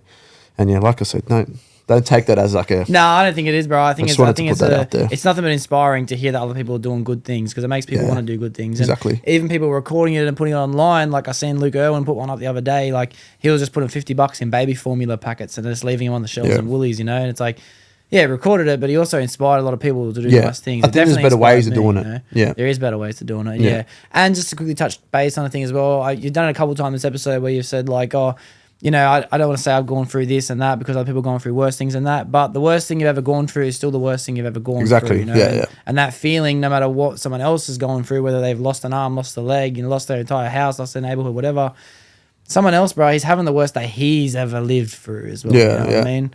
And he says it in The Simpsons as well, like, worst day of your life so far. You know what I mean? So far. And I hear that. I mean, like, well, you may as well complain about it. Yeah. Because you might have a worse one. Yeah. So you may as well complain about it. You know? So no, that's so true. Don't brush things off because you feel like just because someone else might be going through worse. It's still good to just I don't think I explained. I told this. I opened up some dark shit that I've been through and my siblings to a good friend of ours, and she just started crying, bro. She'd never expect that because you wouldn't expect that from me being bubbly and like loving person. I do it because I say it the way it kind of gets perceived different. And it doesn't, I'm not having a dig or anything, but I say it because if I can go through shit and talk it as if it's nothing, I'm so fucking proud of other people that can do that. And it's so fucking inspiring because guarantee the kindest person you've met have been through the most darkest shit. Yeah, straight out. You know? So I think I got to word it different. You're right. Like I'm not really, it's not that I don't want that on me because I'll come back on this and we can go deep as fuck, bro. I don't care, right? But it's to the point that if the kids in Palestine are fucking still got smiles on their face, bro, that G's me up. And their parents have just died, bro. And they're still walking around like they're okay because they're eating tonight. That's what I mean by that. Like that scenario, the differences. Yeah. Because it's fucking powerful, man. But honestly, if there's some stuff that I'll eventually talk about and I'll come back in a few months and we can dive deep into the mental stuff behind it. But it's just because I took it for what it is, bro, and I'm just like, I'm here right now because of it. That's it, man. It is what it is, bro. It happened for me, not against me at the end of the day. Yeah. Might not thought it at the time with all the fucking dark shit that was happening, but people have gone through it, still got a smile on their face too, so I'm proud of everyone as well, bro. The show must go on, bro. Either way. It doesn't matter how bad it gets, the show must go on. Exactly. Lights, camera, action, every day, wake up with a smile because, bro, I had this quote, I texted my mate this morning, I thought of it with my brother. It was like, fuck yesterday, she left me as well. Yeah. That's it.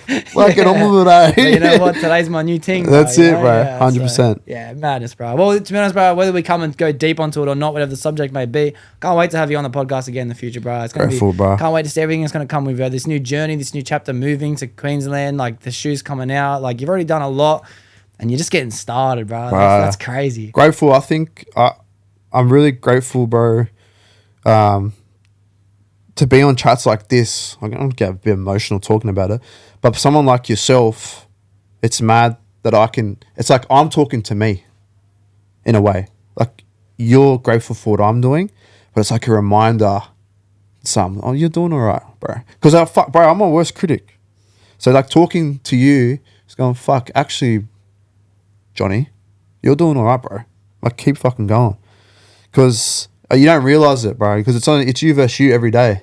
So having a chat like this, bro, glory to God, man, and the universe and the powers that be, bro.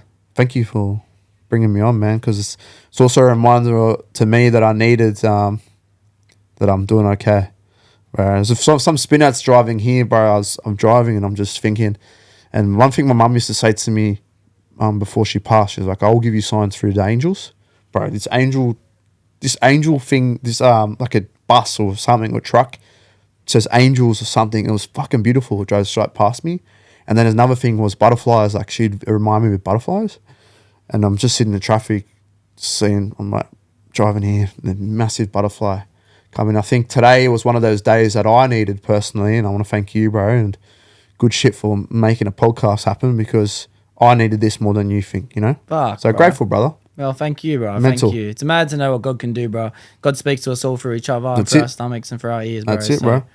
Madness, bro. Couldn't thank you enough, bro. I know you said thank me, but bro, thank you, bro. This has been a hectic episode. I Can't wait to come back, bro. Yeah. Like, you let me know who you want to manifest, bro. We'll do it together. I'll get someone else on for you. Like. Gang, bro. You're a legend. To be honest, bro, I'm actually going to hit you up. I'm going to try and get a couple of custom pairs of shoes. Design whenever you have the time. I wait till after Christmas, so you got a bit more free time. Yeah, in your keen, hands, brother. But yeah, I want to start seeing some Bomber sneakers on my feet. Bro, let's get those real Bopper Bombers on your feet. Yeah, let's change it up. Yeah. Grateful, bro. Thank you so much. Thank you, bro. Thank you. And for everyone listening, thank you guys as well for making it to the end of the episode. It was an amazing week this week, as per usual. There'll be another one next week. That's a wrap. Gang, bro. Good shit, brother. Perfect. You kind of sink into that lounge. Thank you, bro. That was good.